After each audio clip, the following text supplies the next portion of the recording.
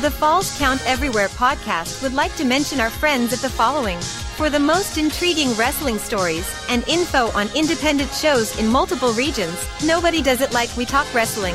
Subscribe to Facebook's #1 interactive community for professional wrestling today. Pro wrestling on Tuesdays are a blast with the Wrestle Talk podcast. Join the entire crew every Tuesday at 7 p.m. as they bring their takes on the major circuits, showcase interviews with various indie stars, and news on the #1 fantasy wrestling promotion, the FWWC. Visit them at facebook.com/WrestleTalkPodcast and at WrestleTalkCast on YouTube and X. All of us here show appreciation and love to our first responders, military, and volunteers that help our nation as well as protect and serve us every day. Thank you for all you do. Get ready for episode number 172 of the Falls Count Everywhere podcast, as Rob Cut, Rick Ruby, and the City Mouth Zmiz review the headlines from the major promotions, including the fallout from Survivor Series, War Games, and recap the highlights and results from NXT's PLE Deadline.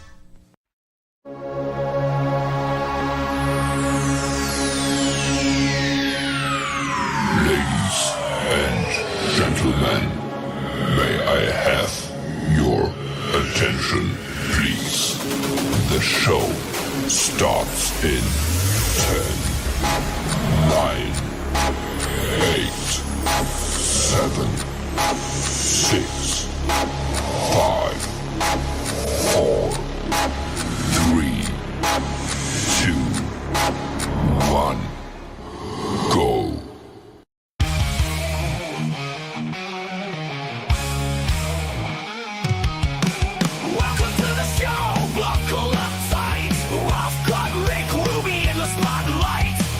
City Mouth Zmiz breaking it down. Best wrestlers podcast in this town.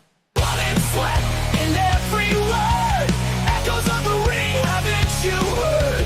Wrestling tales, raw and true. Podcast alive, bringing it to you.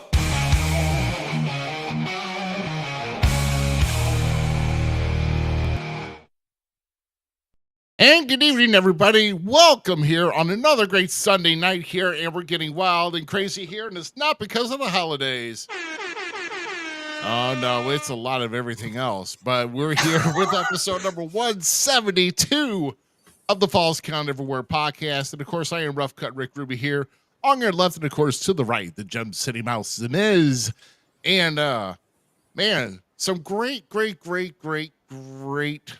opportunities and to be had here tonight, because we got a lot to discuss. Even unfortunately, our scheduled guest is not here. It will not be here tonight. Nathaniel Grayson actually had some travel complications coming back from today's show.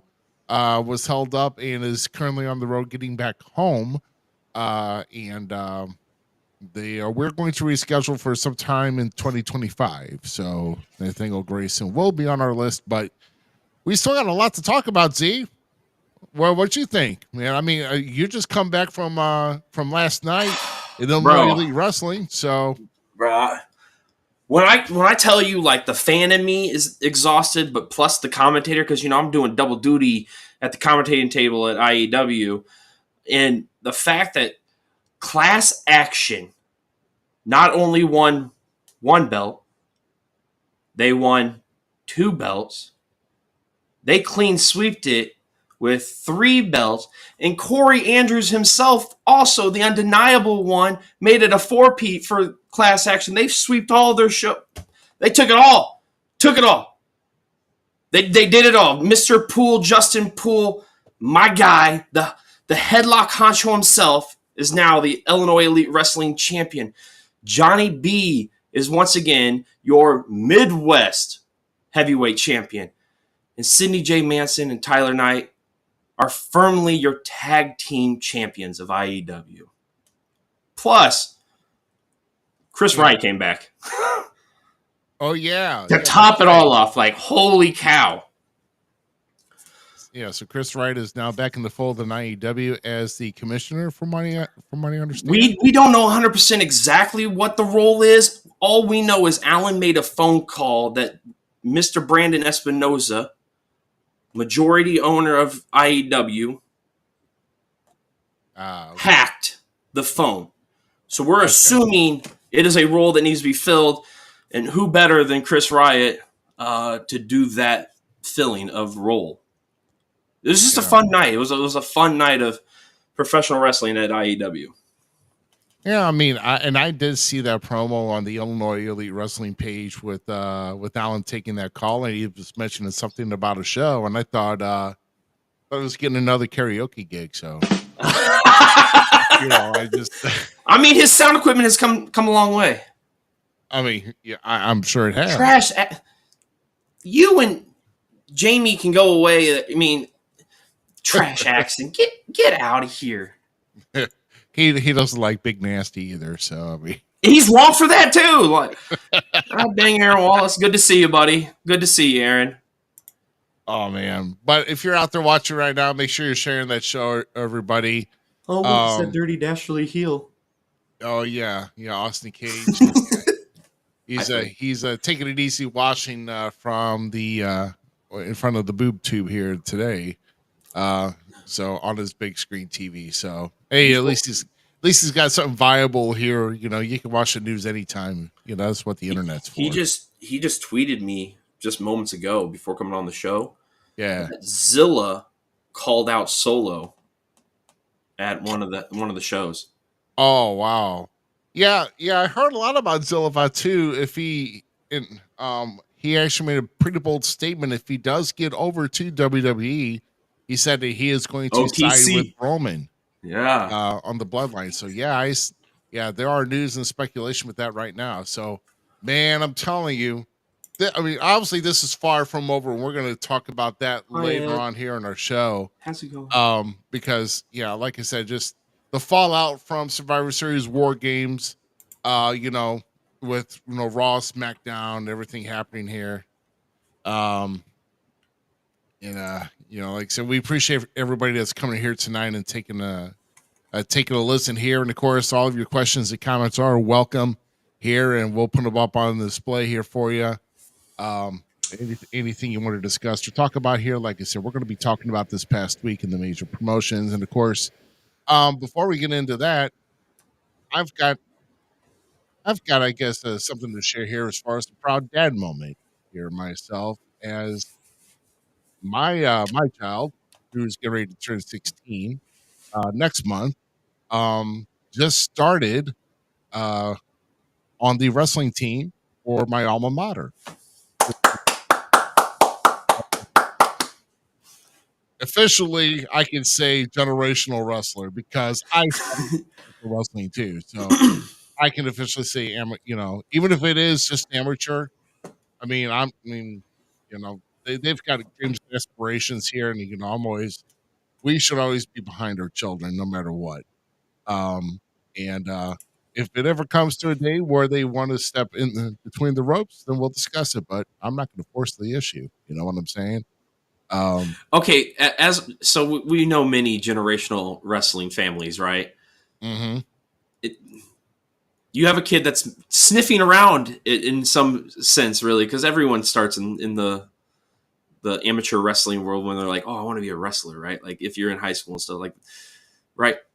So what if they decide to make the jump in between the ropes? And how would you handle that? Like, how does a parent, because this business is taxing, right? Right. How would you navigate that water? I want to understand that, like, because that's something that I would like Bob Orton, all those guys, like that feeling, like knowing what goes into it, what a commitment is. Right, of course. How do you navigate it to push that as, yes, that's a viable option? Well, you always give them the opportunity, because when you want to get into the business, you have to know you've got to be tough. I mean, you've got to. You already know, kind of have to learn the ropes. I mean, you have to be in some physical form of combat to step inside the square circle. Okay, so whether it be, I'll just say, if you're like in like tennis and golf, and that's all you do, don't get in it. Um, but I mean, but if you're like, football, wrestling, anything, or even hockey, something that makes you physically tough, where you have to combat, physical combat with somebody, Right. And if you're tough and you know that you can handle yourself, as far as making sure that you can pick yourself up if someone knocks you down, then go for it. And then of course, then you look for the best schooling to take that person to get them started, and then just see where it goes. But I mean, with me, I mean, obviously, I'm always going to be in the mind of protection for the child. I mean, hell, Larry the Cable Guy, his son, and I know this on it. His son only started bull riding like a year or so ago. Yeah. He's already on his second recovery from surgery. He's already got 2 surgeries because the damn bull throws him and breaks his arms and stuff. So bull riding's no joke though. Those guys if there's a sport where dudes just like have too much balls, it's bull riders. Not enough. Oh, Jesus. Oh God. So here we go again. We're getting God dang it. Good to see you too, Texan. So no, but Larry the Cable Guy the other day, I was like, I wish my kid would stop, but I can't say anything. It's like, okay, Yeah, I think it's like he's like 17 going on 18 or whatever. I think he just finished is finishing his senior year in high school. I have no idea.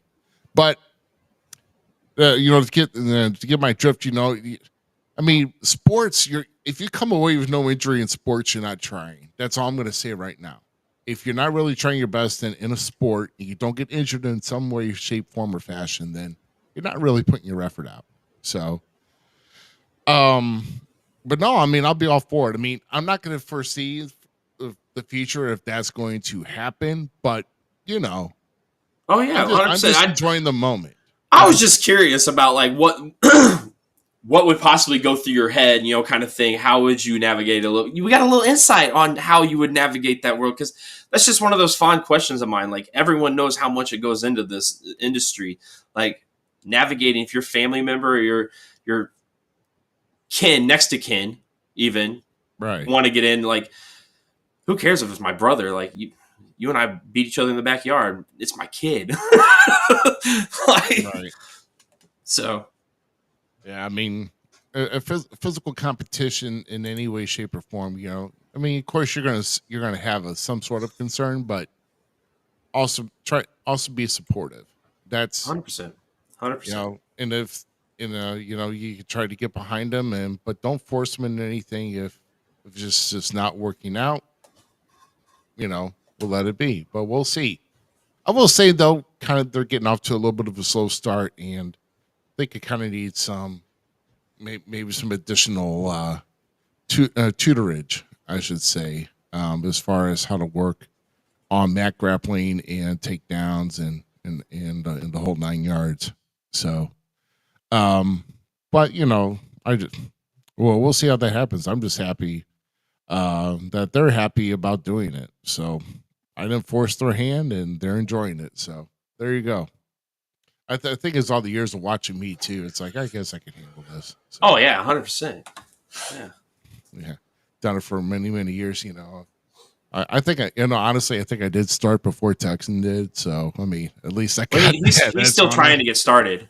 Come on. He's still trying to get started. Yeah, he's trying to find that perfect school, like Ace Academy. So I guess for like the past year or so, he was like the walking trophy case in the SICW. I guess just showing the belt. That wasn't him. Come on, he's a rookie. Oh my gosh. Yeah, I got to feed into Texan a little bit. I enjoy his antics. My, let's see here. So so everybody watching the course, you see our little a QR code in the top left-hand corner. That will also take you to some of our great items like this here. The holidays are coming around, and if you want one of the best comfortable shirts out there around with some of the great wrestling programming there is out there today on the web, this is your shot to get your Falls Count Everywhere podcast jersey tee, and of course the We Talk Wrestling tee. And there's like about 4 different variations of We Talk Wrestling tee up there on at thewookbrand.com with Terry Rush Russell and the AC Academy. So yes, the AC Academy sounds great. Yeah, you gotta compete with Cowboy Bob Orton, who will help train you and work with you. And then there's other great guys. I think there's like some Canadian guy that sits around there sometimes and helps out. This big Texan guy, I think he helps out down there too sometimes. Like a great group of guys down there at Ace Academy. Yes, it is. Yes, it is. This is why I love him. That's what I'm saying. It's the best. It is the most comfortable shirt. I'll put it to any shirt out there. It is the most comfortable shirt I have ever worn in my life. I kid you not, and I'm not. I was rocking the Falls Count Everywhere last night at IEW. There you go. Yep. There I didn't sell any of my shirts. No, I'm just kidding. Now I just got to get a We Talk Wrestling shirt for Christmas. So I need to get you what. Yeah, I'll get you one. Yeah, Don't worry. We'll get into that. As far as Christmas here, I mean that's going to be kind of our little holiday party on December 22nd in 2 weeks, where we're going to do our Falls Count Everywhere recap of 2024, plus have a little holiday party. Maybe come up with like little special decorations. Who knows? I might find an ugly sweater. I might just wear a Santa hat. Who knows? We'll Not me. Oh, come on, get an ugly sweater, bro.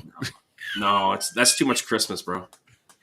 Like I'm already over it. Like, dude, your beard is really healthy looking. You can hang some ornaments. The worst part is somewhere around this house is ornaments that my wife bought for me to put in my beard one year, and I'm like, no. First time I saw that, I'm about dying laughing. Like, what do you have in your face, bro? What? I forgot who I saw do that. Take it. I see the back of them. What? I don't know. So, one more thing about that kind of show. So, one more thing about the IEW Violent Night show last night. Before we really get down into the dirty, I highly recommend when everybody gets a chance. Like, it was a great match. We saw a strap match between Chris Exodus and Jody Ultra. These men put on. I hope they buried it. I hope they buried it. It needs to be done with because they brutalized each other, and I commend Chris Exodus when he came out the victory. So that match was a stunning victory. I forgot to mention earlier because I was so excited about Class Action, but just wanted to bring that up.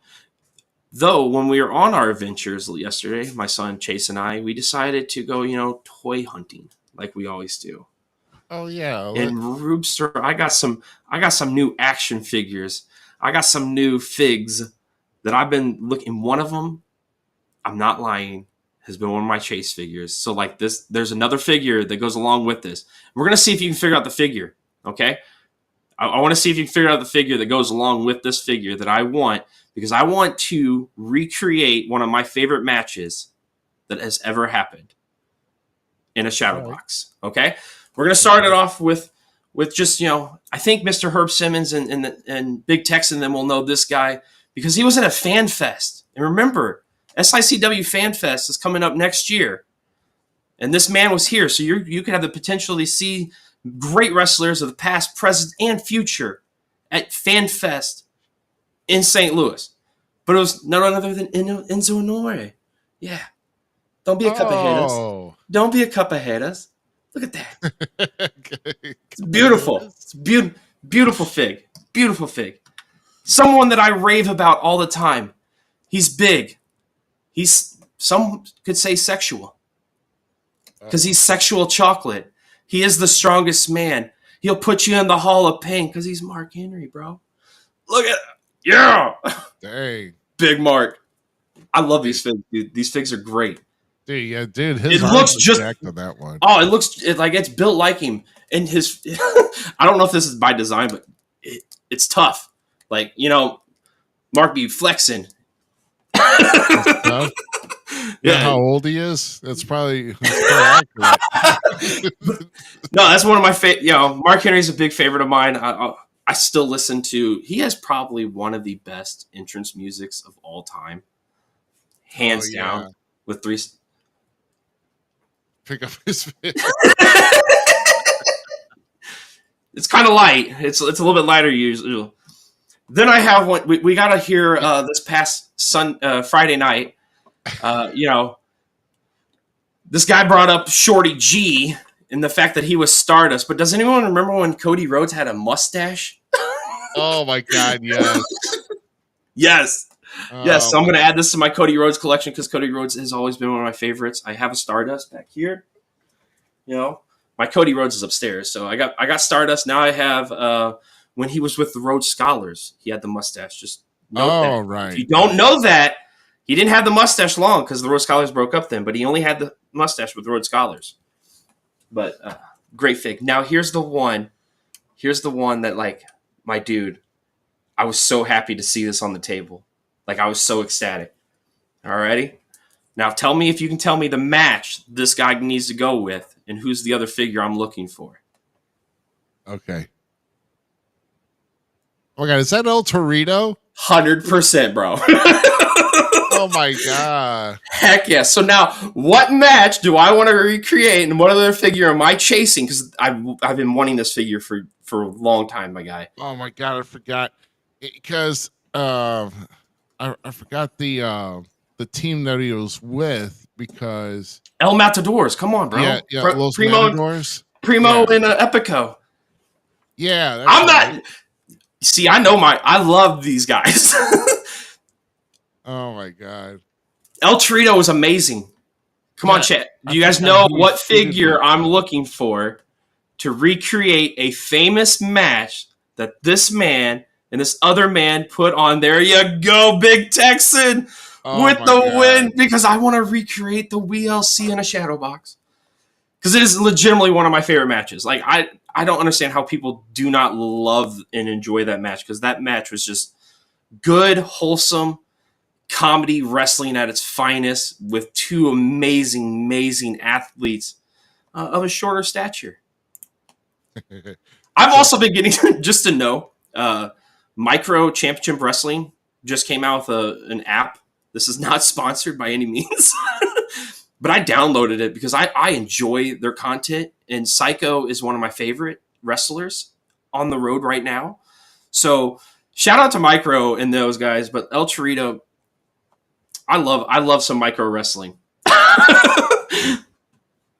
Shoot. Well, yeah, I mean, I'm sure there's got to be a Swoggle or Hornswoggle figure. 100% would have loved it. I would have been one of the first ones to go, oh, what? Micro wrestling? I'm in. Let's go. Let's do it. 100. Yeah, dude. There's so many. Little Show is a baller. Dude, there's so many guys there. Hot Rod? Come on. Man. If you don't know, you don't know. Micros get down. There's a lot of there's just a lot of fantastic wrestling these days, and it's just hard to keep up on even on a weekly basis because they want to go on a weekly basis. So I would love to see one of the micro companies become a weekly show. I would. But then again, like I was telling the guys last night, I eat, sleep wrestling. That's all I watch. That's literally MLW, OVW, you name it, SICW. I watched the comp. I mean, it might. I mean, you might have a show. I mean, it might only be 30 minutes though because you have to cut it short. That's funny. 25 cent is cool. You are very correct. And are you looking for like the Swoggle of today, or are you looking for Hornswoggle as far as the figure is concerned? No, I want the Hornswoggle. I want the figure where so the right figure has the hat and everything in the leprechaun gear. That's the one I want. Okay. And when he does the WLC, he's whatever, I can't even remember what they called him, like because he was a 3MB version because he was a little Heath. He did so many. He did with DX. Yeah, dude, he was the micro Heath. Dude, when he was what was it, AJ Swoggle in TNA when, when Luke Gallows and Carl brought him to do that. Hornswoggle's so underrated. It's not funny. You have to give Hornswoggle mad props, and he's on my brain too because he just had a great sit down interview with Undertaker on the One Man Dead Man show. Oh yeah, this is a 6 feet under. The 6 feet under podcast. My bad. Yeah. There's so many dang shows.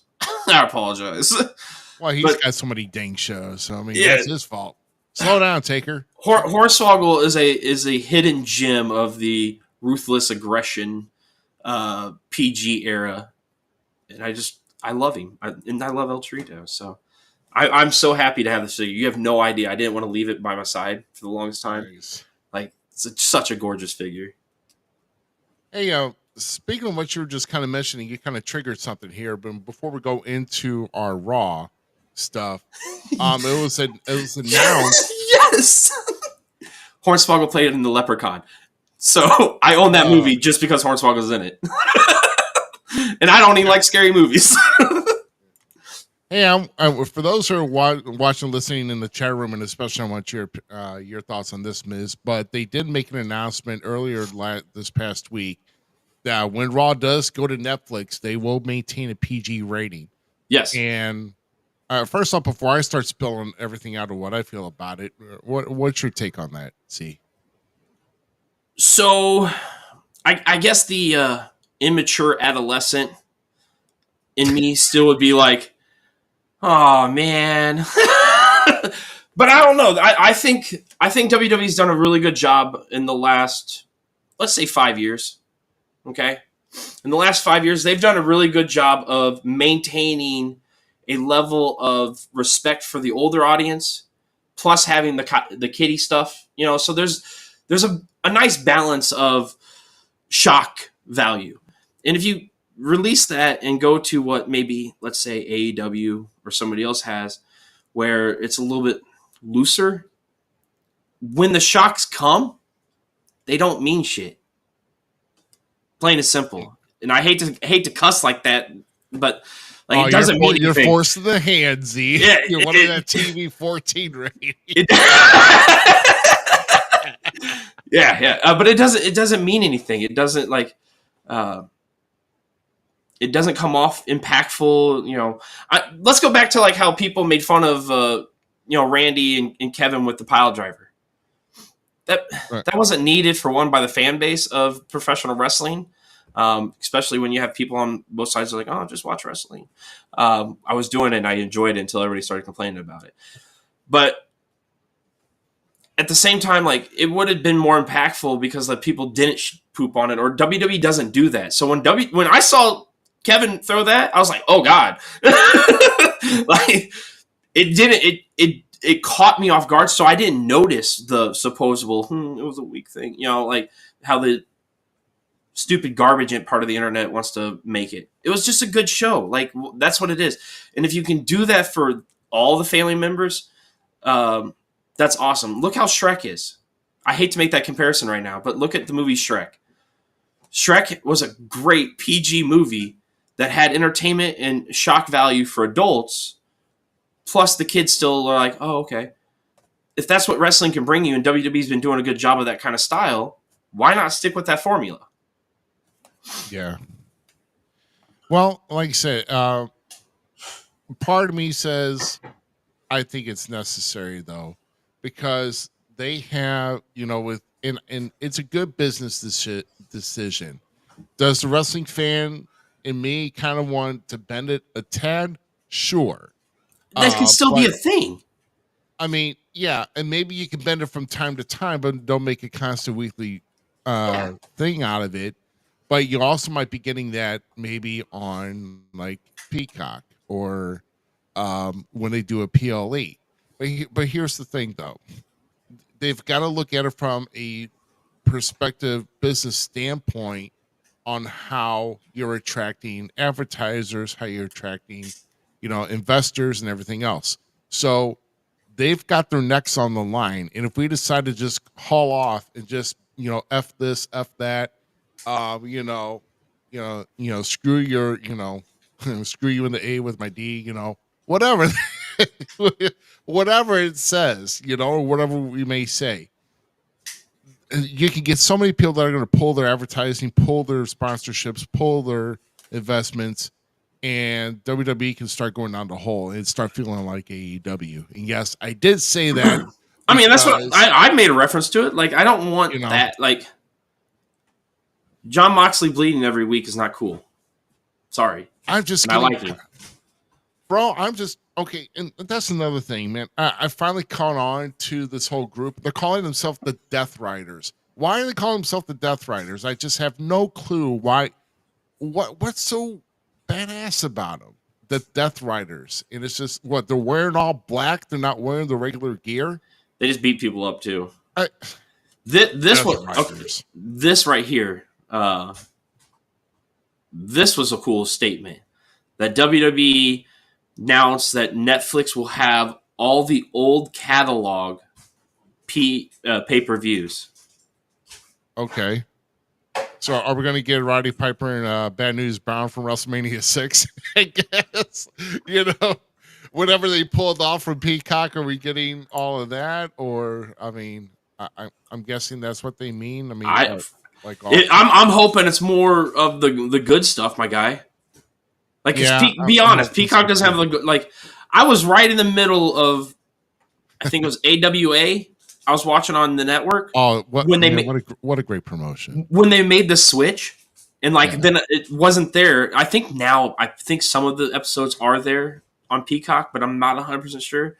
But so I basically was like, man, come on. I was doing educational stuff, and you just took it away from me. So yeah, I'm pumped to see what it is, because I would love to watch some of that stuff. And I miss watching what was it called? They used to have that spoof one where John Cena them were. Oh, was it the Southpaw? Yeah, Southpaw wrestling.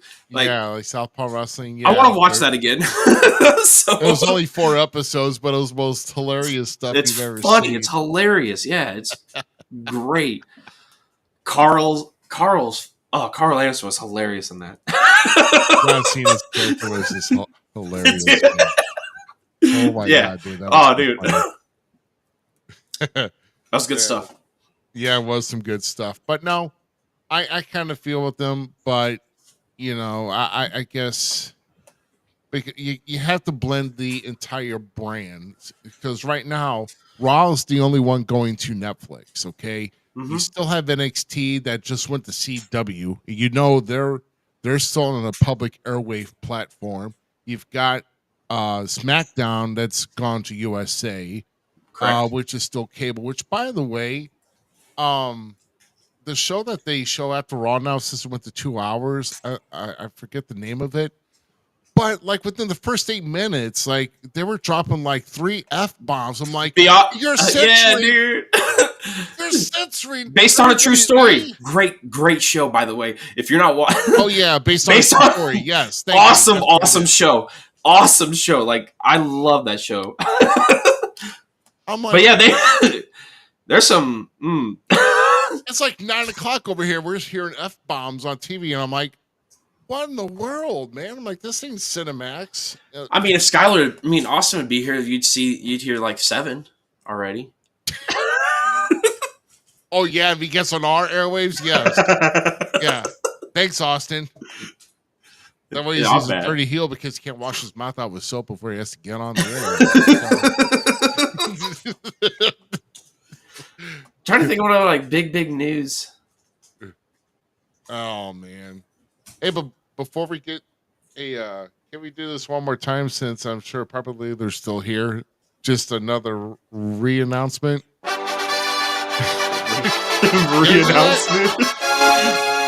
Yes. I want to remind everybody that this is probably going to be our biggest on-location show. It has been since we've been at the first one.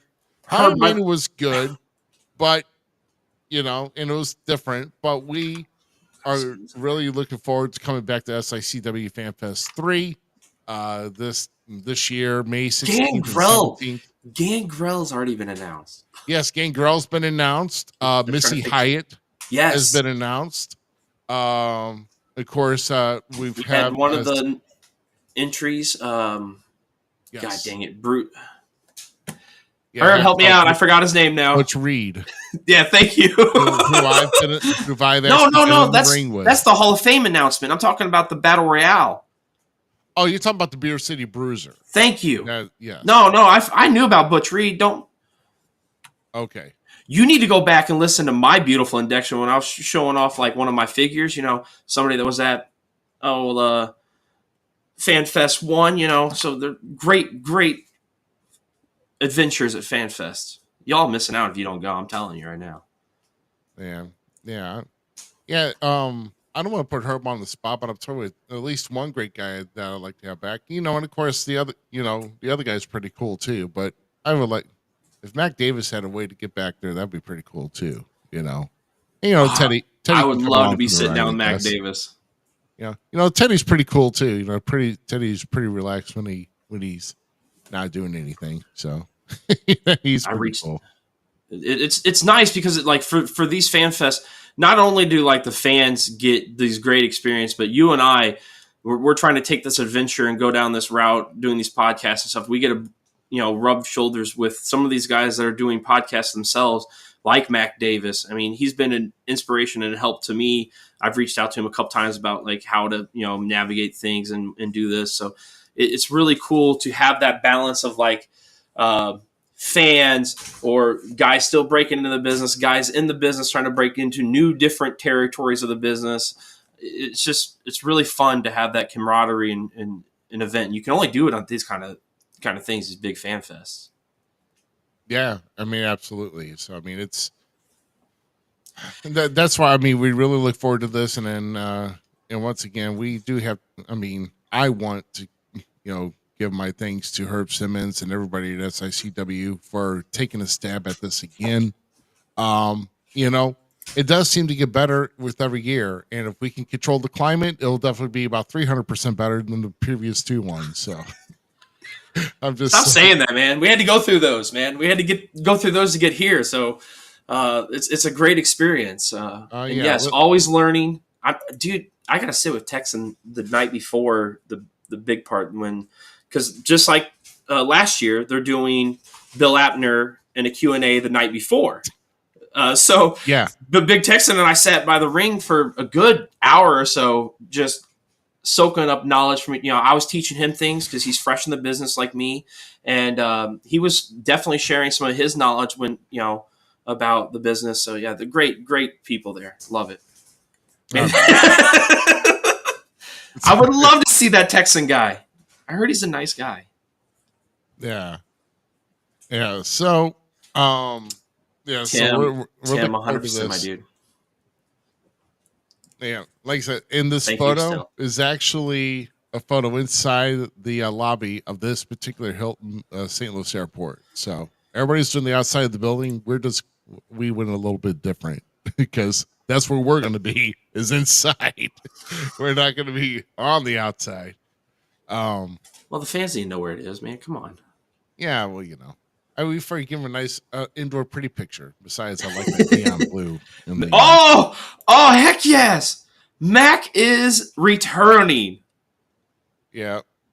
So Mac is returning. So I'm sure we're gonna have. We'd like to have Mac stop by our booth as well. Oh, 100%. Yeah. So it's gonna be. I need Dave LaGreca there too, and maybe this man. Is Mark Henry even coming? No, I said I would like to see Dave LaGreca. 3-6 Mafia always says time out. You just missed. I said I wanted to see Dave LaGreca there with this man potentially. Okay. Busted Open's one of my favorites. I listen to Mac and them, and I listen to Busted all the time because, Mark Henry's a great mind for this business, and Bully's just a genius. Which, by the way, somebody asked Eric Bischoff on the one guy that could save AEW totally turn around. So Mark Henry asked him that. Oh wait, no. That who said that? But they said it. Bully Ray would be. Yeah, It was Eric Bischoff. Eric Bischoff said did say it was Bully Ray that could Bully turn Ray things would be around. somebody that could help turn around AEW because of his untapped potential of knowledge in the business. Which 100%, if you don't listen to Bully on that stuff, like that man, he has so much love and respect for the business, and you can tell it in his like verbiage to where when he's saying it, he wants the most positive aspect for all, like even AEW. And he doesn't agree with a lot of stuff they do, but he's like, there's good stuff there. And so it's so beautiful to listen to him. And I think, I agree. I think Eric is completely correct. I think Bully Ray is easily one of the most untapped minds of this industry. And what a refreshing change to NXT television this past week of seeing Eric Bischoff doing the mediation. That was a great segment too, yeah. Between Trick Williams and Ridge Holland. So that was a great segment. No, that was really good. That was a really good segment too. So but yeah, FanFest 3, I'm literally pumped right now. Like yeah, I mean, I'm ready for it. Let's do it. We're on board. We're getting things in the works, and I will say though that we probably more than likely will be having a later start and probably having a shorter airtime. Just all depends. But if the doors open at 10, we're going to air at noon start airing at noon because us guys, we want to kind of walk around to see what all's there, and we don't want to rush to get in there. Can we move on to this? Like, the LFG? Yes. Yeah. Dude, I cannot wait for this show. It's Booker T, Undertaker, Bully Ray, and Mickey James as the coaches for the new, I don't know what it's called. Yeah, like, it's LFG, which is Legends and Future Greats, I believe is what it is. Okay, I'm down with that. That's cooler than Tough Enough. But yeah, Legends and Future Greats. Yes, I'm gonna eat that show up, dude. You have no clue. I watched every episode of Tough Enough. I'm gonna watch every episode of this. Anytime I can sit down and just listen to these vets and legends of this industry that I love so much spew free knowledge, I'm there. I am there. 100%. Man, yeah. So I forget when it's going to start, but we'll definitely be following it. It's going to be on the A&E network, I believe. Yes, A&E. So we'll have to follow and see when it's going to start. Speaking of great returns, though, and I don't have the entire card, but this coming Saturday will be Saturday night's main event making its return, along with Jesse the Body Ventura.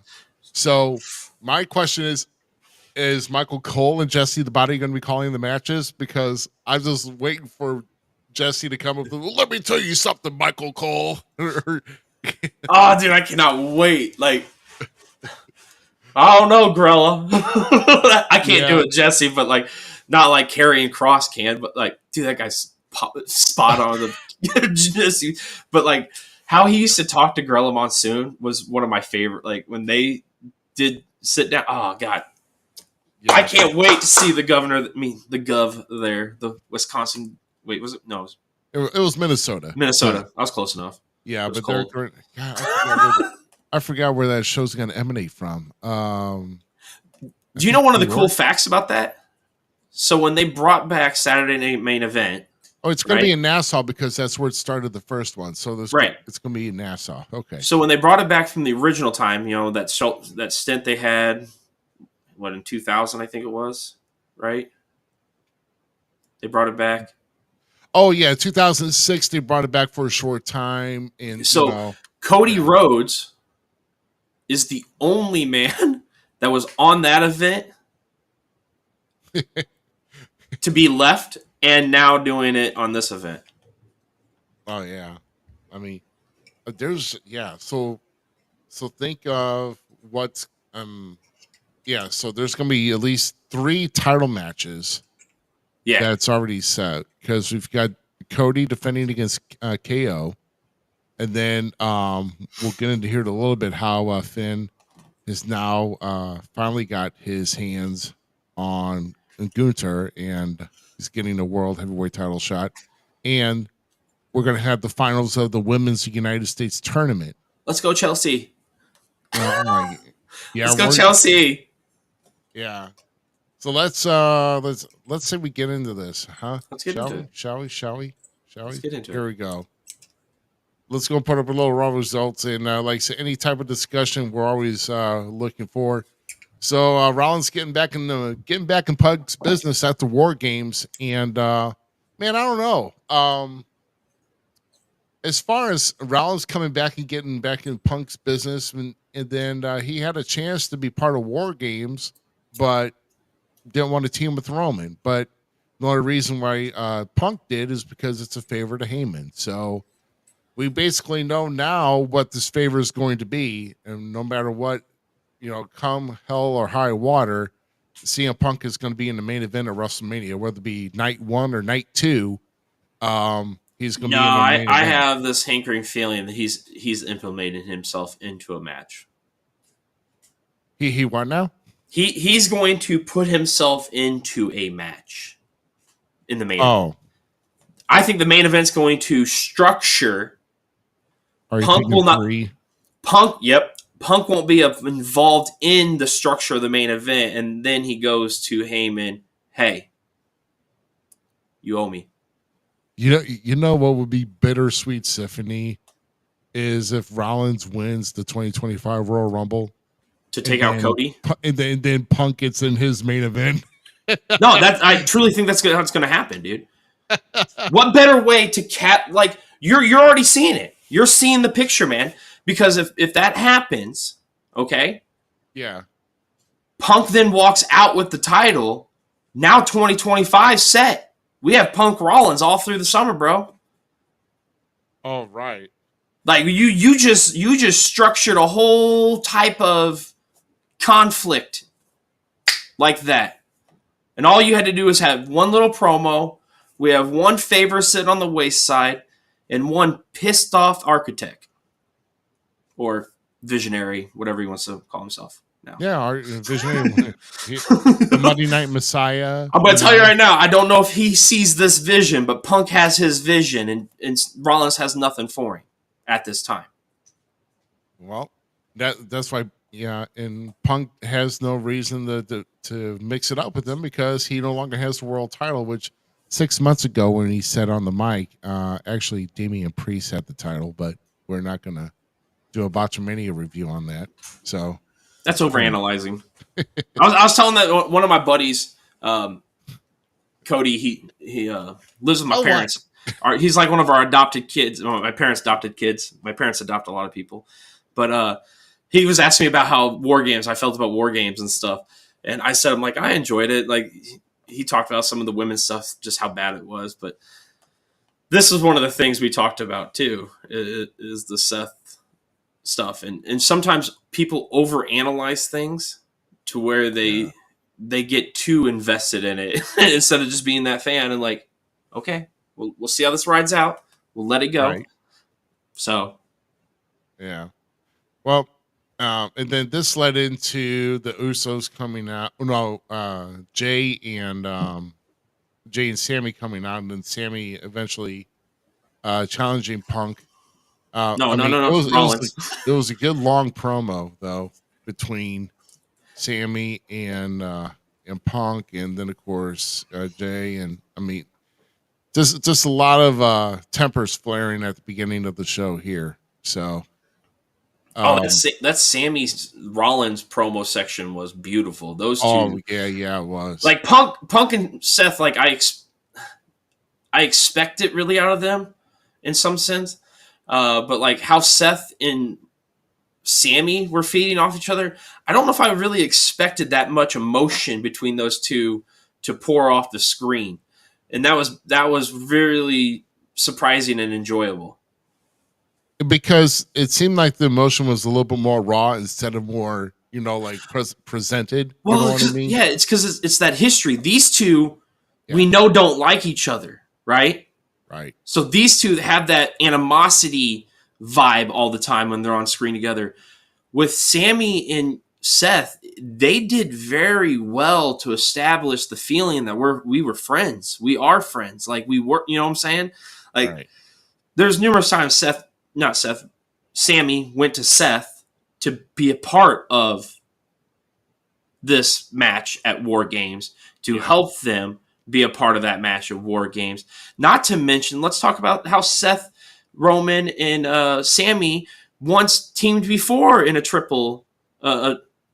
trios tag match. Like the history there just poured off the screen. And it was beautiful.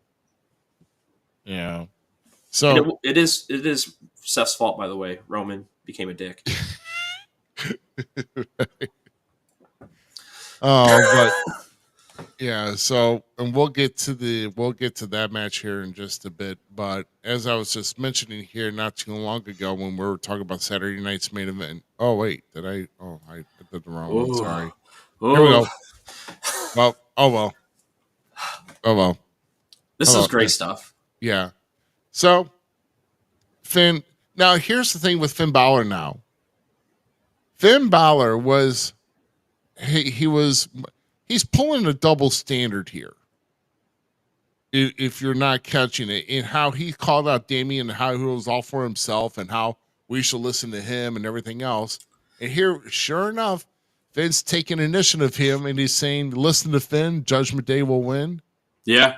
Beautiful, by the way. It just look at me and learn something, kid, when he's talking to Dom. So are we seeing another riff here?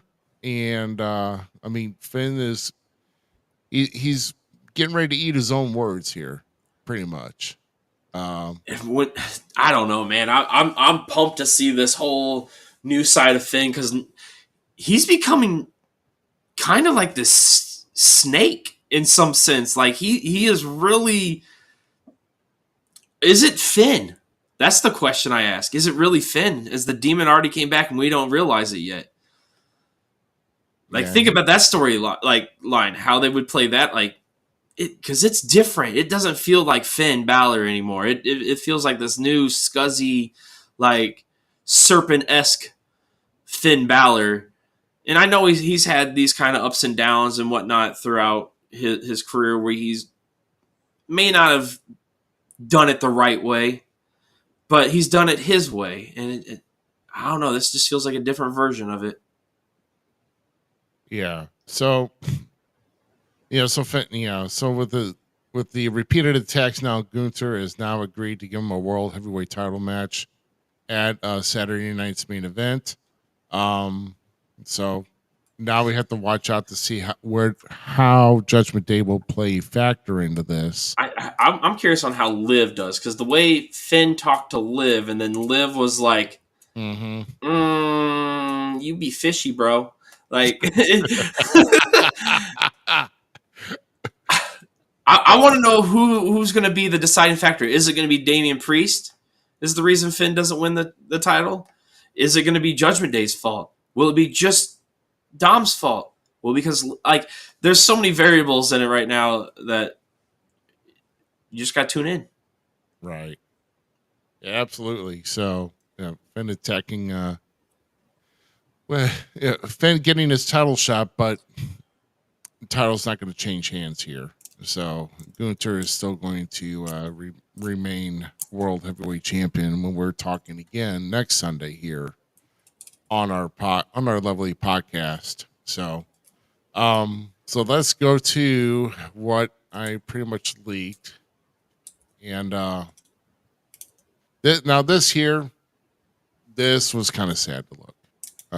The kind of experience here, because this was pretty raw as well. With first off, with Xavier Kofi pretty much doing about the first half of the segment with the 10-year anniversary of the New Day, and then they start getting into it again, and then sure enough, Big E comes up, and he's trying to talk sense into him, and so I didn't see this coming. As far as Kofi finally siding with Xavier, and they both kind of talked down to Big E here. So man, so I mean, so basically, Big E is out now because Big E offered to come back, and Xavier and Kofi are not really too happy that he's waited so long in order to do it. He never had surgery for his neck after he got injured and so forth, and it's just a big mess. So bottom line, they don't want Big E. They don't want Big E anymore, and so this is pretty much what we're looking at here. So, so looking at this picture here, Z, do we see a new name formation? Do we break away from the New Day? I mean, obviously these guys are not going to be skipping down and clapping to their entrance. So it's one of those things where, like, in some sense, it's a bittersweet thing. Because remember when they first came in as a trio, they were supposed to be the bad guys. Yeah. And everybody flipped that switch like that. Now they are the bad guys. They took out the lovable. They didn't take him out. They didn't physically take him out. They took him out, but they didn't physically take him out. They slaughtered Big E without even laying a finger on him. Hey, words can hurt too, bro. And like, I'm not gonna lie, I was tearing up a little bit. Like, these three have been such a joy together for so many years.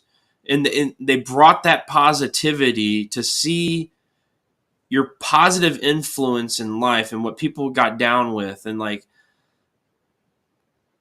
split and turn on one of their brothers because of this whatever Biggie was worried about himself. Like, well, of course he would be, guys, come on.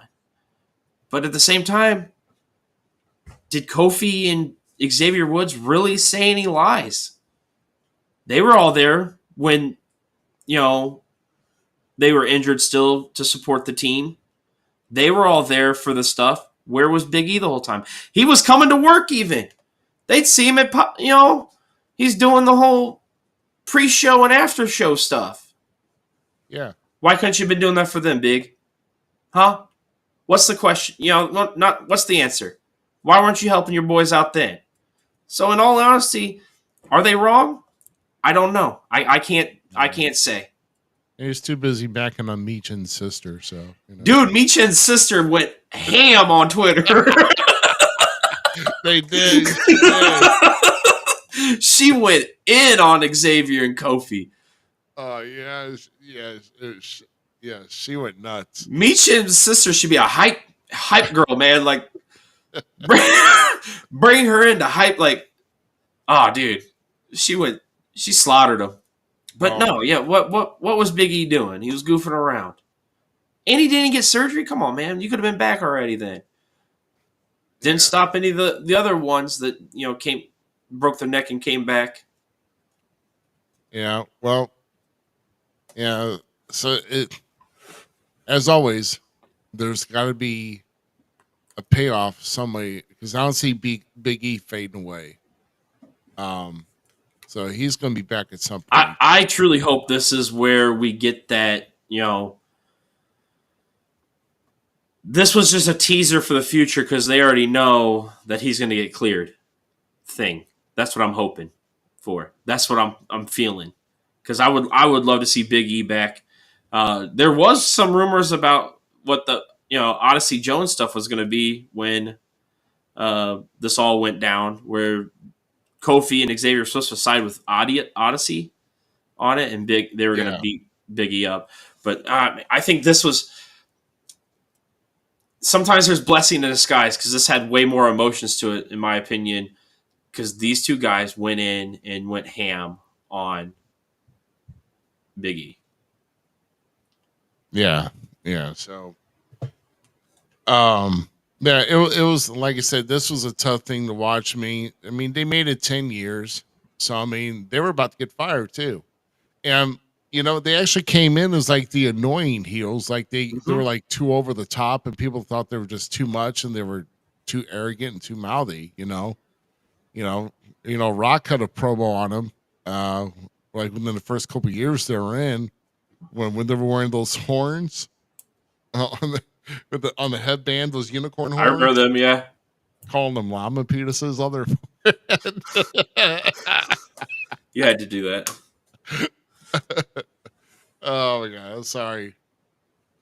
Yeah, it's a technical term. I can say it. So, let's see. So moving into pretty much the other part, toward the end of the show, which was kind of a shocker to me, right here. This blew my brains out. Like, I was not ready for Drew to come back. No. So yeah, so he comes back in the Claymore Sammy. So why Sami Zayn?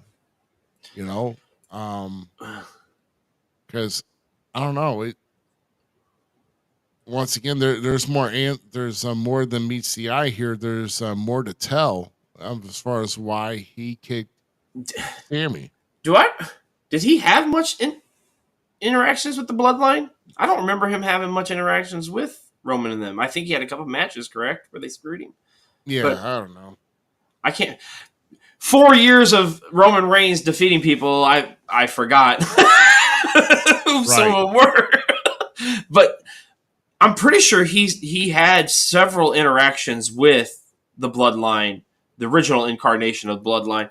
So it makes sense. I mean, there's theories going around all of the internet that Seth, Kevin, and Drew are going to form some new alliance down the road. That's crazy to me. It's an interesting take on how they're doing all this. Yeah. Yeah, because I'm scratching my head wondering like, why is he kicking Sammy? Yeah, obviously it's not because they had affiliation with Punk. I mean, I would think that we're past the whole Punk situation here. I mean, that could be part of the catalyst still. Yeah, so I don't know. Well, we should have some answers come tomorrow night, shouldn't we? I would hope so. I would hope so. So yeah, this was an interesting way to end Raw. Yeah, and let's see. So we'll have. Is there rumor that they're going back to 3 hours? Want to see going on the Netflix? SmackDown's going to 3 hours. SmackDown is, but yes, Raw's gonna potentially stay at 2 hours. Okay. Well, I'm kind of wondering about why they go. SmackDown goes to 3 hours and Raw doesn't. Oh well, they're kind of flopping here because SmackDown's been 2 hours for like the longest time. So, and it's actually closer to the end of Raw's doing that. They were actually the 3 hours were enjoyable. It wasn't even a hard watch anymore. So we'll see. Oh yeah, right. So let's get on to our. We're going to go into SmackDown here. Let's talk about this. So after from Minneapolis here, it was Tiffy time in her hometown. She got a welcome. Yeah. Even after Chad Gable said he was the best thing that came out of Minnesota. Ooh, boy, I don't know. I do not know. That's a hard debate. That's a really difficult. You mean even Brock Lesnar doesn't even qualify? He said it, not me, dude.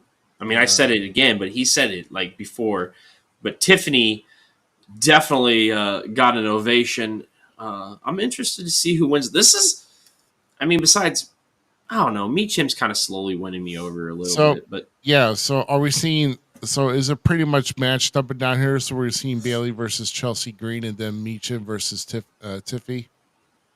So the negative mindset wrestling fan of me wants to say Chelsea's not even going to get a chance because she's going against Bayley. But I don't think Bayley's going to win. I think they're going to shift this a little bit differently, and I really hope Chelsea's the first. I kind of want to see Meechim and Chelsea at the end, but with Tiffany and Bayley in there, they're two strong competitors, man. I don't know which way they'd want to go. You know what I'm saying? Tiffany has the case still, though, so like she doesn't even. Yep.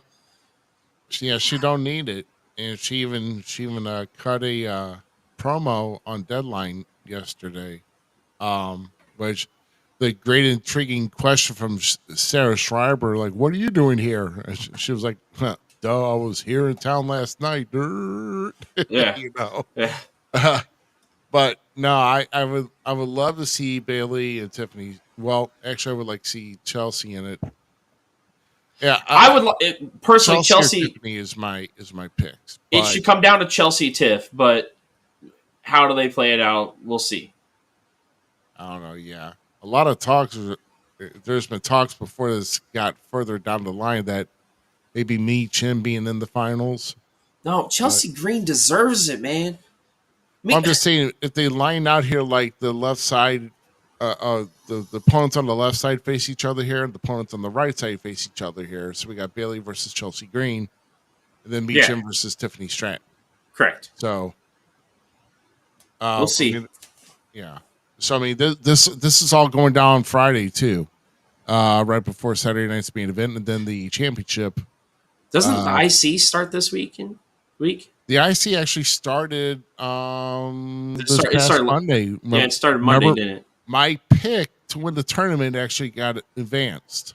So Dakota Kai won. Oh, yeah, Dakota. Yeah. So Dakota Kai My won. bad. And so she's going to be in the running of that group of four for the semifinals. But yeah, my money's still, I want Chelsea. I'm 100% behind Chelsea. She's just too goddamn entertaining. The woman when she took Piper Nevin's splash and she threw her legs up. Dude, come on. Like, that woman she knows how to maximize her time in the spotlight, even if she doesn't have the mic or in the match. She just has that it factor of she's gold, man. I love the woman. Matt Cardona. My hat's off, brother. Oh, man. You have a smoking hot wife. Man, my eye. A gnat just flew right in my eye. Oh, that sucks. So yeah, I mean, I would like to see either Chelsea or Tiffy take it, but we'll see how that plays out. And even if Tiffy doesn't take it, I'm not going to be mad because she'll still have her money in the bank. Oh, 100%. Like, the only one that I'm kind of going to be bummed about is Meacham, in all honesty. But once again, she has been slowly winning me over, and things can happen. I'm not. If I ever say a wrestler is not my favorite, doesn't mean they can't in the end become cool. Like, it can't happen. Yeah, you can still be one of the cool kids. Just it just takes time sometimes, man. There's so many. Kane had to go through like 12 different dumb gimmicks to get to the cool one. So like, yeah, yeah.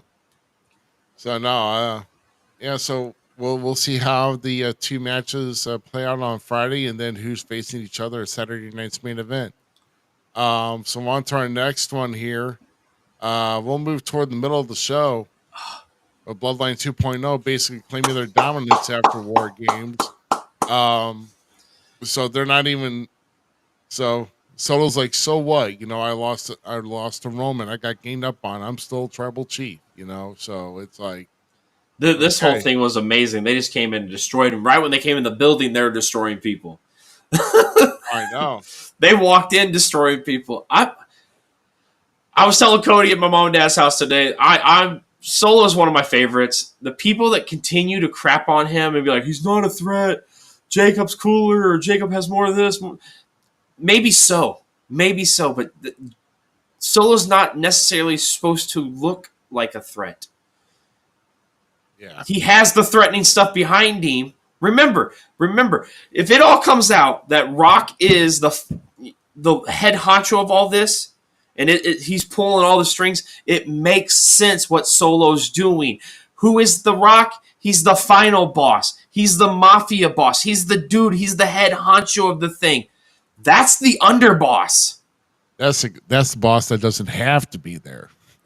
Yeah, like Solo's just the dude that keeps it down to keep it down, right? Like you remember watching old movies? That's what this is. The people don't understand how good the cinematography-ish thing about wrestling right now is, but with this, because Solo is legitimately playing that mafia boss. You know, Chicago, why, the Kingpin's up in New York. Like, it plays great. And then when the boss comes back to town, Solo's going to change. We're going to see a whole different side of Solo, and I can't wait to see the levels and layers, because I'm telling you, people snooze. Solo can cut a promo. He can use a mic pretty damn well. So, like, give the guy some time. Jacob, Solo, I love it. I love Tama Tonga. I love Tamagaloa. Get well, buddy. Get that biceps soon. We need you back. Oh, so that's why he was missing. Yeah, so. They talked about at the beginning of, I think it was the beginning of SmackDown, that Bronson Reed, or might have been in the middle, Bronson Reed had surgery will have surgery next week on his ankle, or this coming week on his ankle, because he destroyed his ankle. Jimmy is out with his toe. Michael Cole talked about it all, yeah. So Tongaloa tore his bicep. Thank you to that dirty rascal CM Punk. Or at least that's what they're candidate when he's hitting him with the toolbox. Oh yeah, right. Yeah.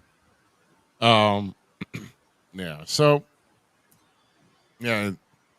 And it was kind of cool how, I mean, they didn't matter what beef LA Knight and Andrade had, and then Shinsuke kind of looming. They just didn't care. They just Cameron in tore LA Knight a new one, and boy, LA Knight's just been taking a lot of bumps. Yeah, they beat them all. Well, Shinsuke got out of there. Shinsuke was smart. He's like, oh yeah, after he leaked Pennzoil out of his mouth.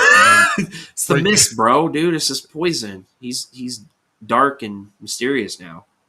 Man, I love it, actually. I cannot emphasize how much of a fan I am of how Shinsuke reinvented himself again to get even more darker than he was when he was the last time he was a dark, as an evil heel.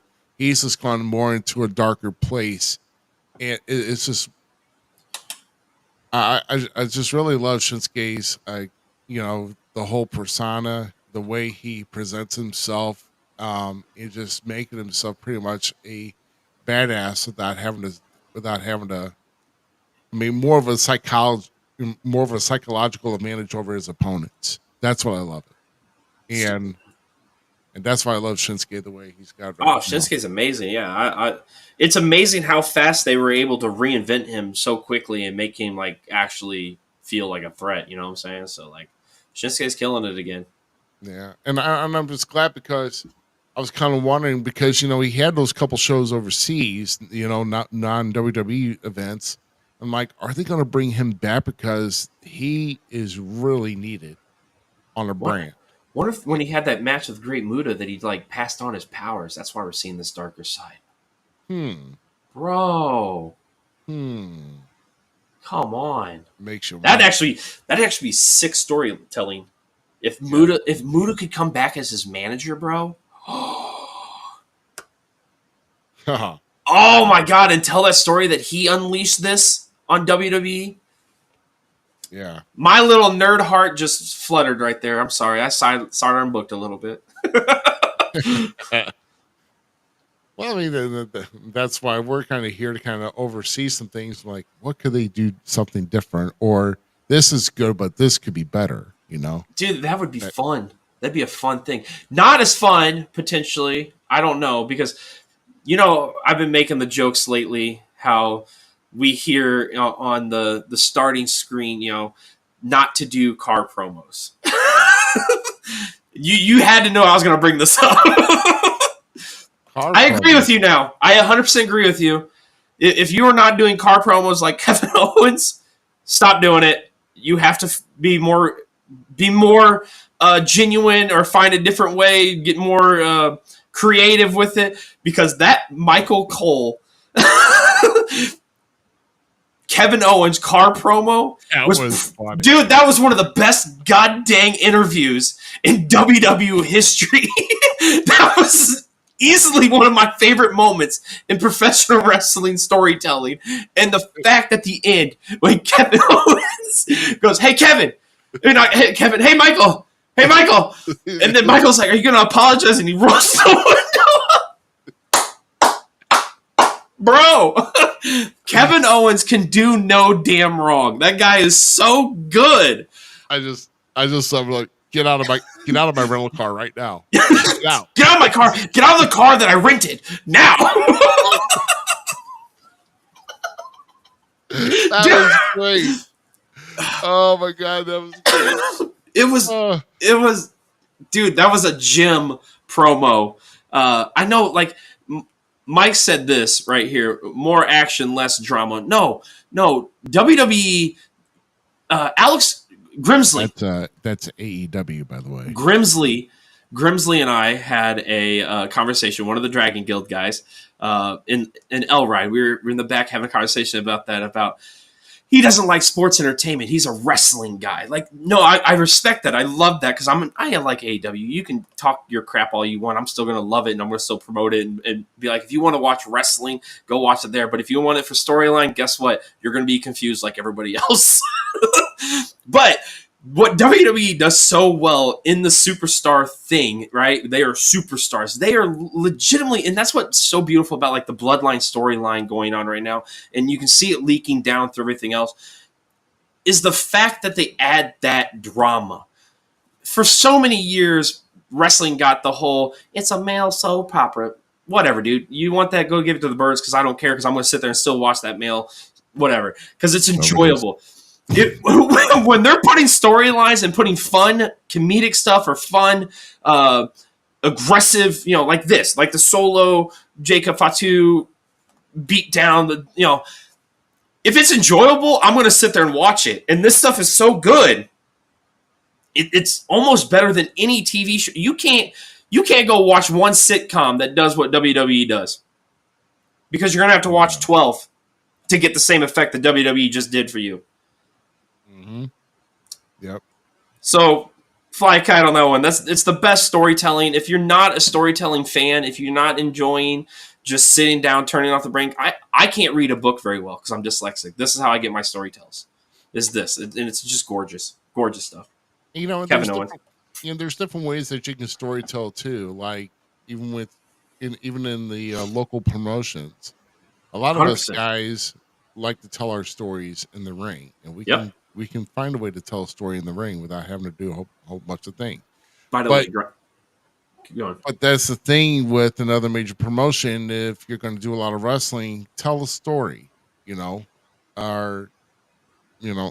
Some people don't tell a story. They're just out there doing spots and then they go back. So it is what it is. I like to have I like to know what was the infamous question that when Searcher from the Searcher and High podcast many years ago steps back, and he goes off on a tangent and goes, "Why are you wrestling?" He was like, "You got a 450-pound guy wrestling a 120-pound guy in a trailer park. Why are you wrestling?" Yeah, it makes sense, dude. Like you got to have the story. You got to have the storyline based behind it, and that's what WWE does best. Like I love AEW. I love New Japan. I love MLW. If it's wrestling, I'm watching it. I don't care how supposedly bad it is or how supposedly good it is. I'm watching it because I like all aspects of professional wrestling, from the guys learning it from the ground up to the guys that have been doing it for 18, 20 plus years, and even the legends of yesterday. Like, so it's wrestling, and if you can't just enjoy it for what it is that. Right. Exactly. So I mean, there's a way of conveying the art form, and then, but if you're just out here doing spots or whatever, No, keep doing that. I love it too. Just make it make sense. Yeah, exactly. I like that's all I'm asking. Make it make sense. Make it make sense. What my wife hates when I say that. What made sense here? Yeah, what is how we were played for fools by Johnny Gargano. Dude, so I'm actually stoked for this because I've been wanting the heel bad guy Johnny Gargano from the way back. And if this is how I get it with my dude, the Blackheart, I'm down with it. Because I didn't want to see them break up again. Like, are you going to do that really? You can't make that organic black and gold NXT happen again. When Tommaso Ciampa turned on Johnny Gargano down there, that sent shockwaves through the industry. It because the storytelling and the history behind it and all this stuff, how they built these two up, and DIY was this unbreakable force. They're going to do it their way. That's awesome. And it was beautiful. So to see Johnny end up joining the dark side of Ciampa, I'm all for it. Because maybe that first time when Ciampa turned on him, he wasn't doing it to be a bad friend.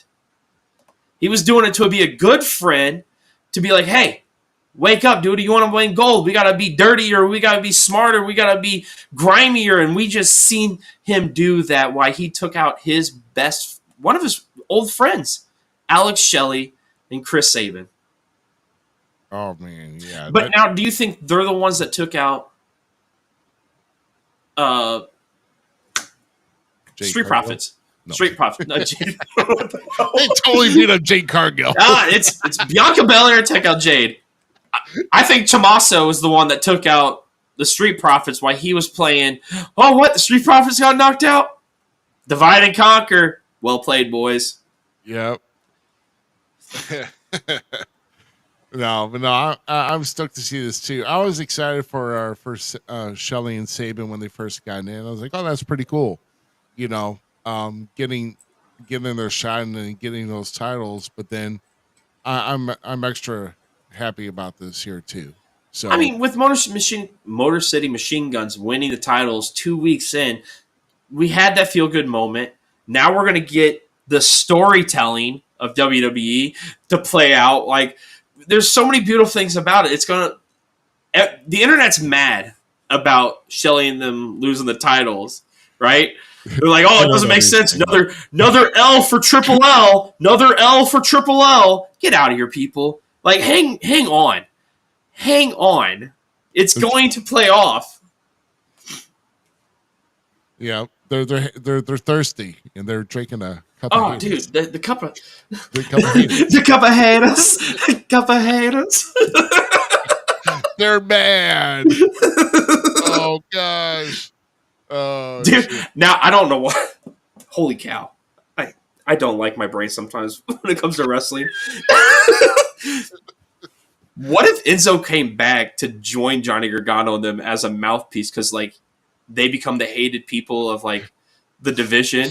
And they're like, we know somebody that's more hated than us in this company. And they bring him back because, like, they start. Dude, that'd be that's far-fetched, guys. That's a far-fetched side arm booking. But I would love to see Enzo Amore back in WWE. And I don't know. He would be funny with these guys because I think these guys, they love the business, but they don't take it so serious that it takes over and they can have that fun, that play, that room to do the goofy stuff if they need to, or be serious competitors because nobody can say these two guys can't go in the ring. And if you do, you're an idiot. Right. No. Well, I know better. So, so let's, so we're going to do on the last focus here on SmackDown, which is with Kevin finally getting out of his car and going into the building to attack Cody when Cody's boot was off thanks to Chad Gable and just, stomping on it. And of course, these two battle outside the ring, around the ring. So basically, the show ended in a brawl between these two. Everybody was trying to get between them. So we got a good story going into Saturday night with this. Yes. So these two are telling a beautiful betrayal story, vengeance on one side.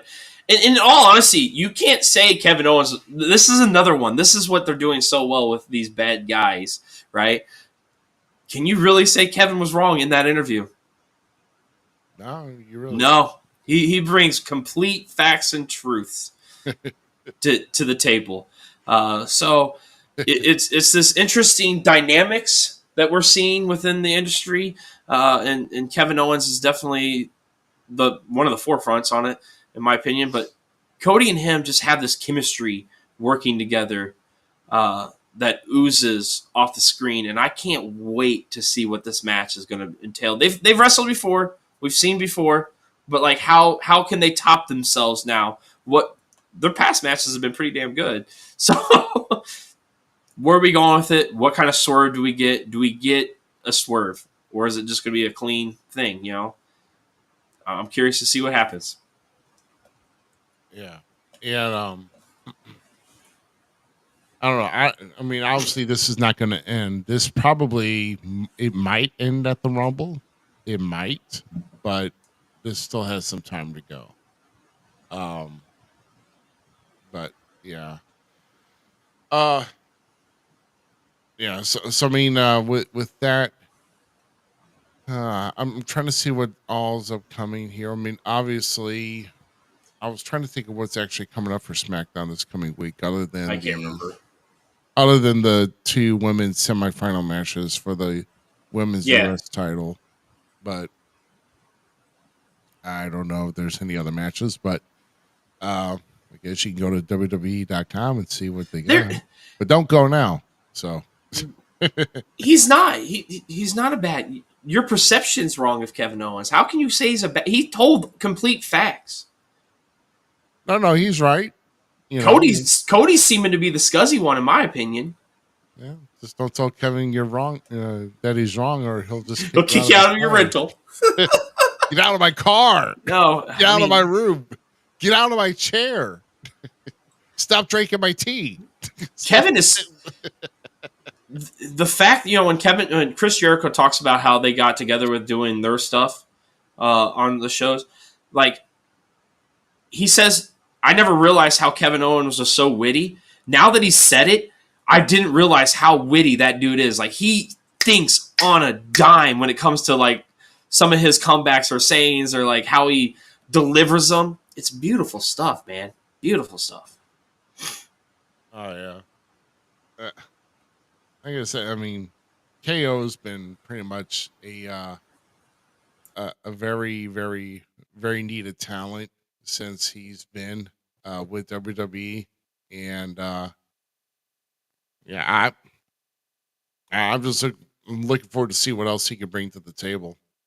So, now, like we've been scrolling here the NXT show results from the CW here, just real quick because we're going to get into the deadline here in just a while.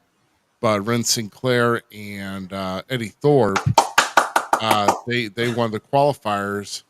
And then of course No Quarter Catch Crew wins the tag team battle royal, so that sets up for deadline.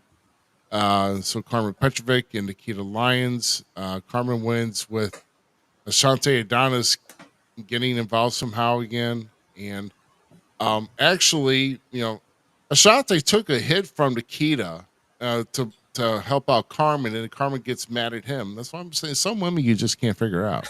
I mean, it's like I just saved you from getting knocked out, and I took the punch. Then she gets mad about it. So okay, can't make them all happy, dude. No, but yeah, old Ren becoming a finalist, like that made me so happy. Yeah, I mean, she had to take a backhand from Lola Vice from the apron to fall on to. It's okay. Corey Ren did it. She was one of my picks, bro. Like, I wanted Ren to win. Oh man, but then, I don't know. We'll get into deadline. Deadline's gonna be our last section here. But second here, I'm losing my stuff here on my tablet. Sorry.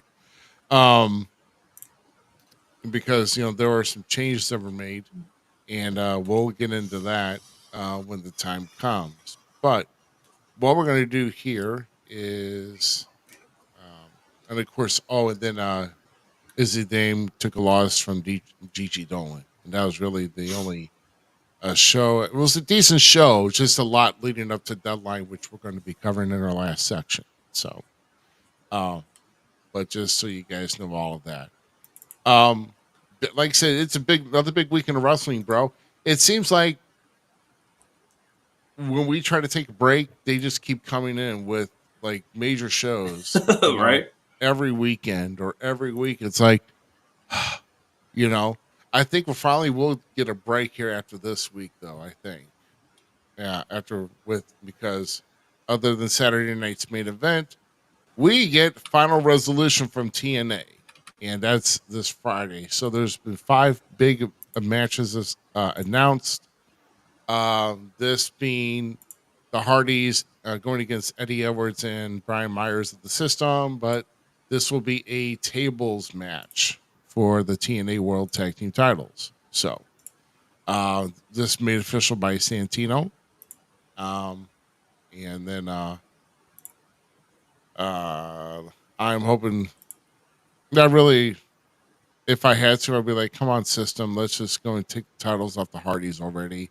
They had their homecomings in North Carolina, so they've already had their due diligence. Now take them off. Now take them off the boys in Atlanta. So that's what I'm pulling for the System in this one. Z, if you're not getting. Let's go. Let's go. I mean, yeah, let's go. I can get past Eddie. Yeah. Brian Myers makes up for it. What do you mean past Eddie? I mean, you talk about Brian Myers. Brian Myers makes up for it. I like Brian. I think Brian Myers is a hidden gem. Yeah, you can lose 268 times and still look like a superstar. Right? Yeah. Like they missed the train on some comedic gold after that, but like whatever. Well, you know, because Brian can sell. But no, it's time for the Hardys to go on. They haven't really done anything. They had like one little run. Hoorah! Right. Let's get into some more meat and potato with these two if they're going to stick around. Yeah. Ooh, Kushida. This is going to be... Yeah. So this I think you can watch TNA this week. Yeah, I'm going to be bringing up the TNA results here. So there's a next division number 1 contenders match, which was really good between Kushida. He outlasted Trent Seven, Ace Austin, Leon Slater, and JDC. Oh, that would be a good match. Yeah, it was pretty good, man. And I really didn't know who was actually going to be getting the W in this one. But no, Kushida getting his shot. So Moose has got another chicken bone to pick in Kushida because he's a smaller guy. So we get to see another flipping spear. Oh, stop it. You know it's coming. I really wish Moose would change his finisher. The guy has talent, but the spear does it for me. Like the spear, like just takes me away from him. Yeah. If somebody needs to bring back the torture rack, and Moose should be the guy. Oh, and the X Division would be a perfect time to do that too. In his run, he could pick up them small guys and just break them over his. It would be a perfect way to move Moose on to because he can keep the spear for occasions, right? But then have the torture rack as what seals the deal. We need to do something more with Moose. He has the talent. What's the next step to get the character over? He's been in the same spot for how long now? Right. So like. Moose can easily play in the big leagues. I think he can swim with the big fish. I mean, he was TNA World Champion. So I mean, yeah, heck, move him up to NXT. Oh yeah, but I would now establish the torture rack as his like finishing submission move, and he's a perfect build for it. Oh, I'm with you, man. It should be an easy finish for as big as this guy is and the guys he's facing in this division right now. Cakewalk.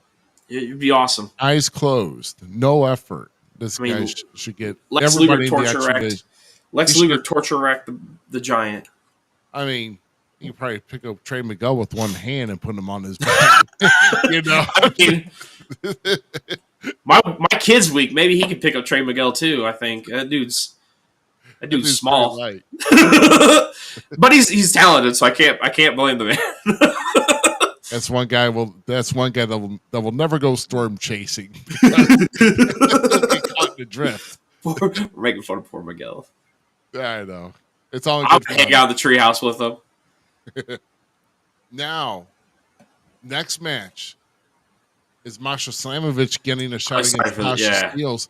So I will say though, Alicia Edwards has inserted herself quite well this past week in Impact with the kendo stick, getting a DQ loss with the system, but then got her nose involved with Jordan Grace and Tasha Steelz, and Tasha ended up rolling up Jordan and getting the victory. So Jordan is actually since like forever is now like in a big slump in TNA. All right. Yeah, she's taking 3. Yeah. So she's lost her title. She's lost the 2 out of 3 falls match clean, by the way, to Masha. And That was a then great match. now Tasha Steelz gets a pin on her. Yeah. It's Jordan Grace is not feeling very Well, she's going to be confidence is a beating little somebody. shaky. If she's going to be beating somebody up after this, if Ashley Edwards got involved. I know. It just almost seems like, is there signs pointing here to Jordan not being on this at least on this particular pay-per-view?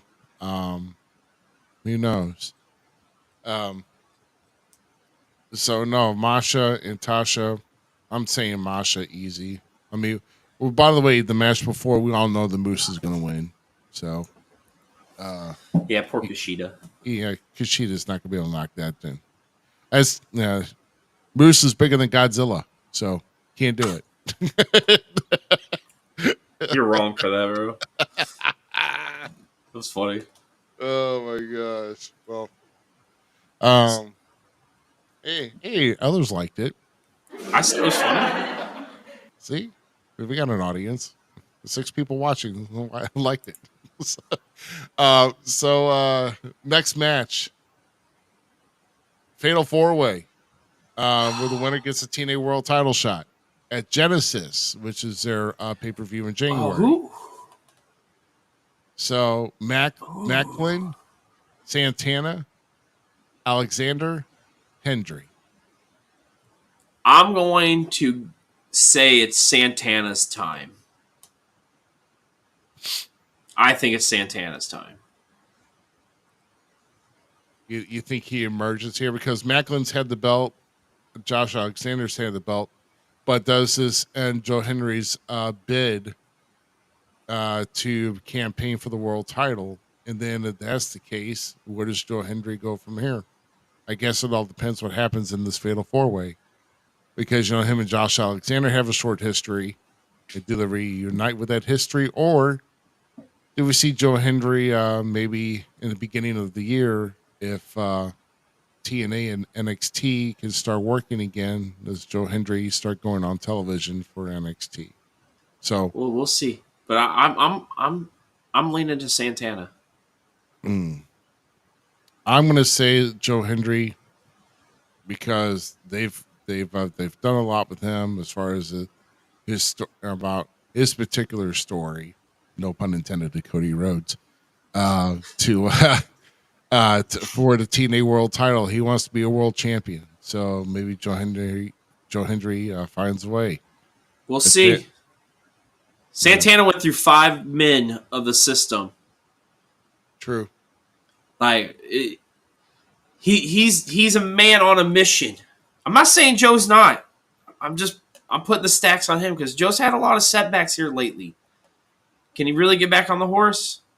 We'll see. Right. I mean, he's doing good. He put himself in this match. This match got there, so we'll see. I don't know. I see a potential Royal Rumble. Another spot yeah. His future. Mm-hmm. I do too. I think no matter what, he's still going to get it. But in this match here, even though the 4 guys with nobody ringside, well, the Northern Armory is going to be watching. Yep. So they may get in here, and I don't know. Does Santana have any backups? Macklin doesn't have any backup. Joe Hendry doesn't have any backup. Well, Macklin may have Eric Young, but Joe Hendry doesn't have any backup. Oh no, backup. So, it all depends. So yeah. And then of course we go to the main event, which I about rolled my eyes on this one. I'm sorry. Yeah, you text me. I hope he flies. How the hell did Top Dollar get a match? What? I think he confused Santino myself. What has Top Dollar done? Even though that I've enjoyed him in what's his name, his little buddy, Casey Navarro. yeah, Casey. So I've enjoyed them. They've done good. They've done good in their way, but how in any way does he deserve a TNA World Championship match? I don't know. They couldn't even win the He tag talked team his way champions. And I don't know. I like I said, I'm still shaking my head at this because he's like he thinks that he's the box office draw to put the Nick Nemeth on the map. I'm like, bro, really? You know, no one heard of you when Dolph Ziggler was kicking ass and winning world titles while you were still trying to collect and make a name for yourself to somehow mooch your way onto a freaking wrestling roster. So don't even give me that garbage. No, I like Top Dollar. I think he does have talent, but like, Didn't fly high enough. shut up. You're banned from diving. Knock it off. No diving in this match. We'll AJ. see. AJ Francis, we'll see. I like him. I think he's cool. I think he's fun. He may be fun, But he does take. I don't know. I'm Oh. sorry, but in this match, Nick Nemeth is going to He make looks this like camera a look potato. good. Okay. Dude, he totally is Mr. Potato Head.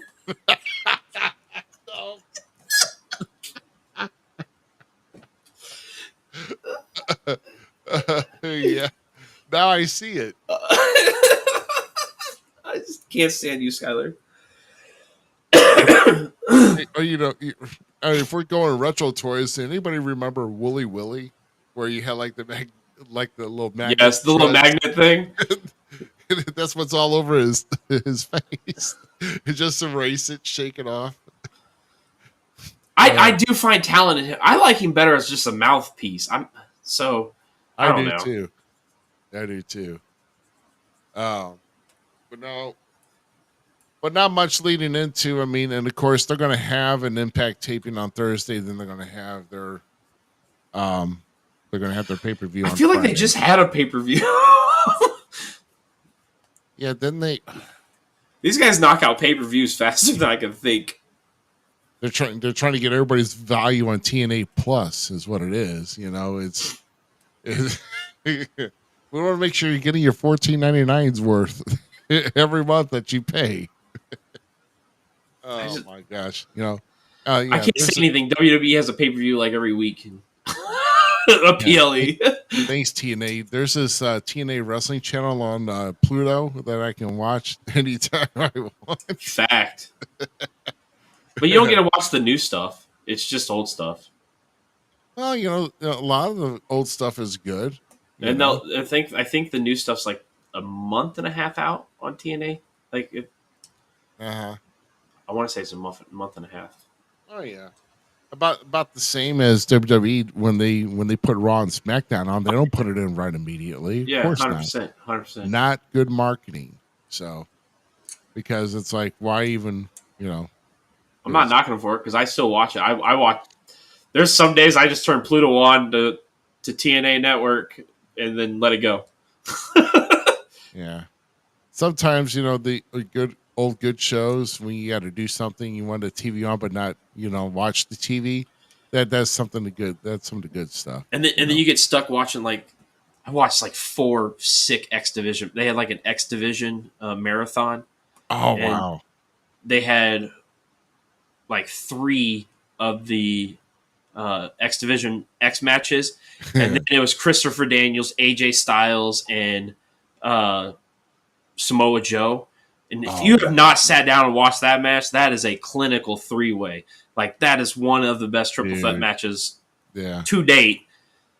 That's not like a mainstream, because they weren't mainstream then. They weren't well known. They were on some pissant DirecTV channel.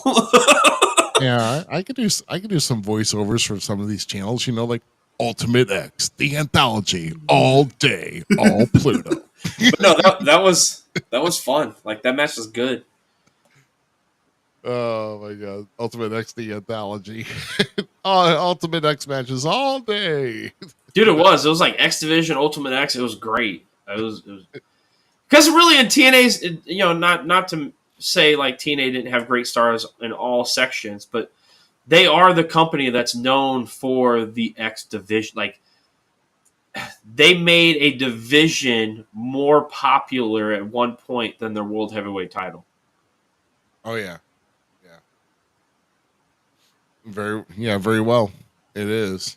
And it definitely wasn't the Legends title either. So Oh, you mean the global title? I mean Global Legends, whatever. the Booker T title? I don't even remember really. what he called the Legend title when it came out, I think. Because he made it, right? It was his, he got the towel and he put his cape back on and did this. he pulled, yeah, dude. And then he'd go, dude, that was awesome. I forgot about that because he would play the King Booker stuff and then be like, he didn't just, and then go, oh my god. Booker T's a gold mine. Booker T's a genius. Not on commentary. I don't know. I'm really starting to dig him. He's growing on me a little bit. He gets too hyped on Trick. I have to mute. Okay, that one I'll agree. Okay. I'll agree. Calm down. Let's listen to the freaking announcer and the crowd. You're just killing it. I'll agree. Oh boy. Speaking of which, how about we just jump right in? Or Roxanne Perez. Oh yeah, Roxanne, of course, exactly. So we're gonna go ahead and jump right in to Deadline. I just got done watching it before coming on. Yep. So here we go. So this is what I wanted to talk about. Why did Eddie Thorpe get pulled? So apparently Eddie Thorpe got attacked in the back. Yeah, at the end of NXT, yeah, Eddie Thorpe was in the back and got attacked, and that's what they panned to. We don't know who attacked, but then now Oba Finian got put in. Hell of a he pinned two dudes one time, like side by side. Come on, man. Yeah. He laid them flat and then just pinned them. Right. So it was a double choke slam on Wesley and Nathan Frazier, and he only had one decision. So he got a double pin, and it gave him a count of three falls, and there was 5 seconds left to go in the match after that happened. Because Javon and Paige were both 2. All right. Yeah, it was. Yeah, I think there's a little bit more time left than that because Javon was trying to get away to tie, and he couldn't do it. I think it was maybe 10 or 15 seconds left. But just Javon was just – he couldn't get this big dude.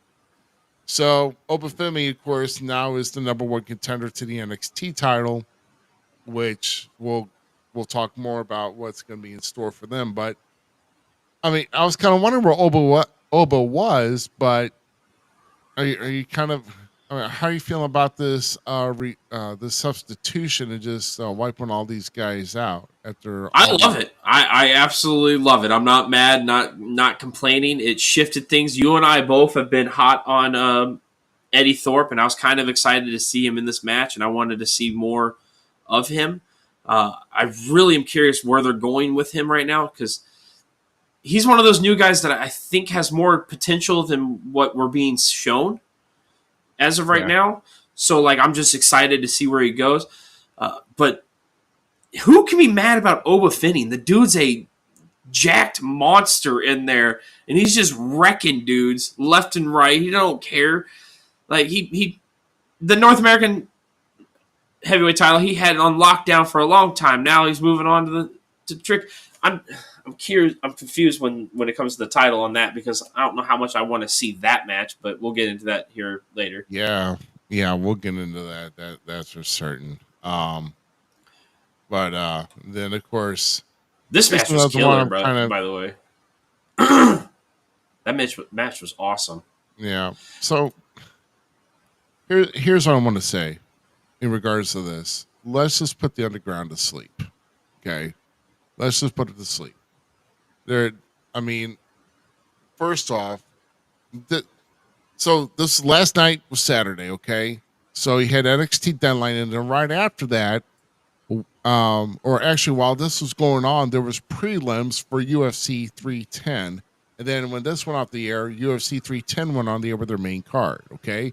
So you had actually five matches of basically, that were underground style. So basically what I'm saying is there's no need for this. If Lola Vice wants to freaking fight cage style, underground style, let her get in the freaking UFC cage. Let's see how well she does. Which I know she's got an actual combative background in with, is it jujitsu? It is? Yeah, jujitsu. Okay. So, this is it. Lola's now beating Shayna Baszler. She's beating Jaden Parker, which some of the, I don't know, some of the battling they were having there, I think they were way too soft, or they were way overprotected of their shots. Like you said, they need to lay it in a little bit more if they're going to continue doing this stuff. But half the match looked bad, be honest. And that's what I'm saying is if you're not going to be, underground is something else. So, when Raw brought underground in, right? This is where we saw Omos for the first time. This was Shane McMahon, doing this whole thing. These guys were throwing in shots and throwing it in hard. Okay. So, those guys were doing it pretty rough. Okay.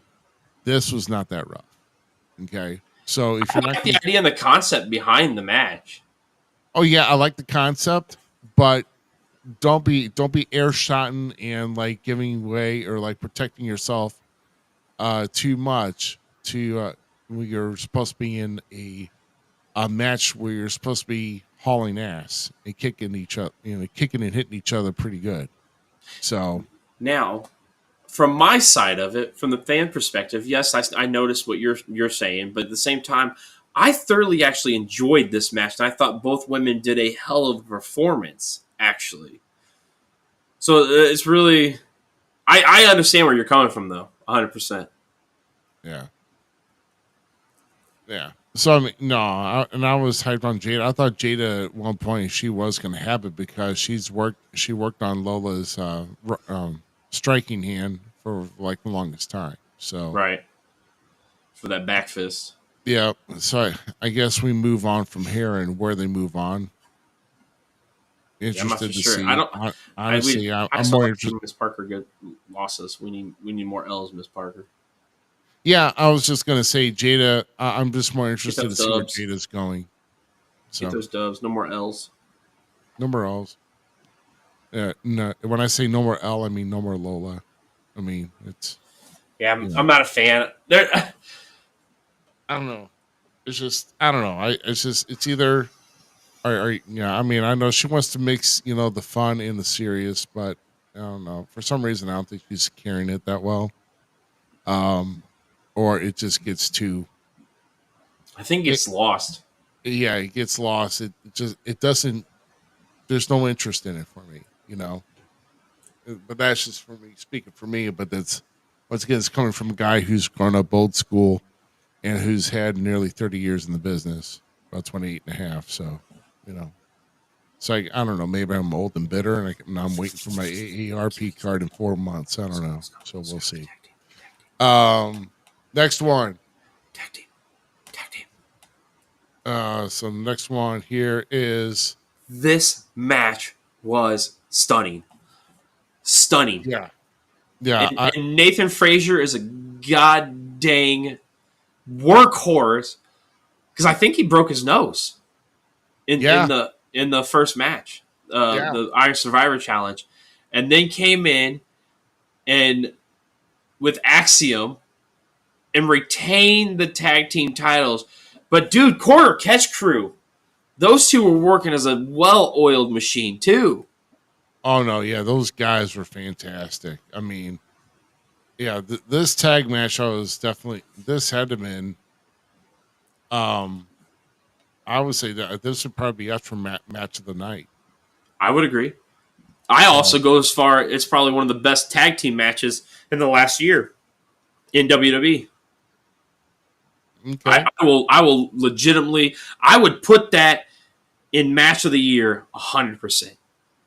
Yeah, it was that good. So if this was match of the year, this had to have been the match. But don't get me wrong, Iron Survivor, it's its own flavor. And it 100%, I like it. It was really good. Yeah, both were really good matches. I enjoyed them. But these guys were workhorses. None of the Nathan Frazier just competed like a half hour previously before he had to come back out again to defend the tag titles. So it's like he was tired. You had Axiom. There was a lot on Axiom's shoulders. And boy, I was almost sold to the point I was like, we're going to have him do tag champs.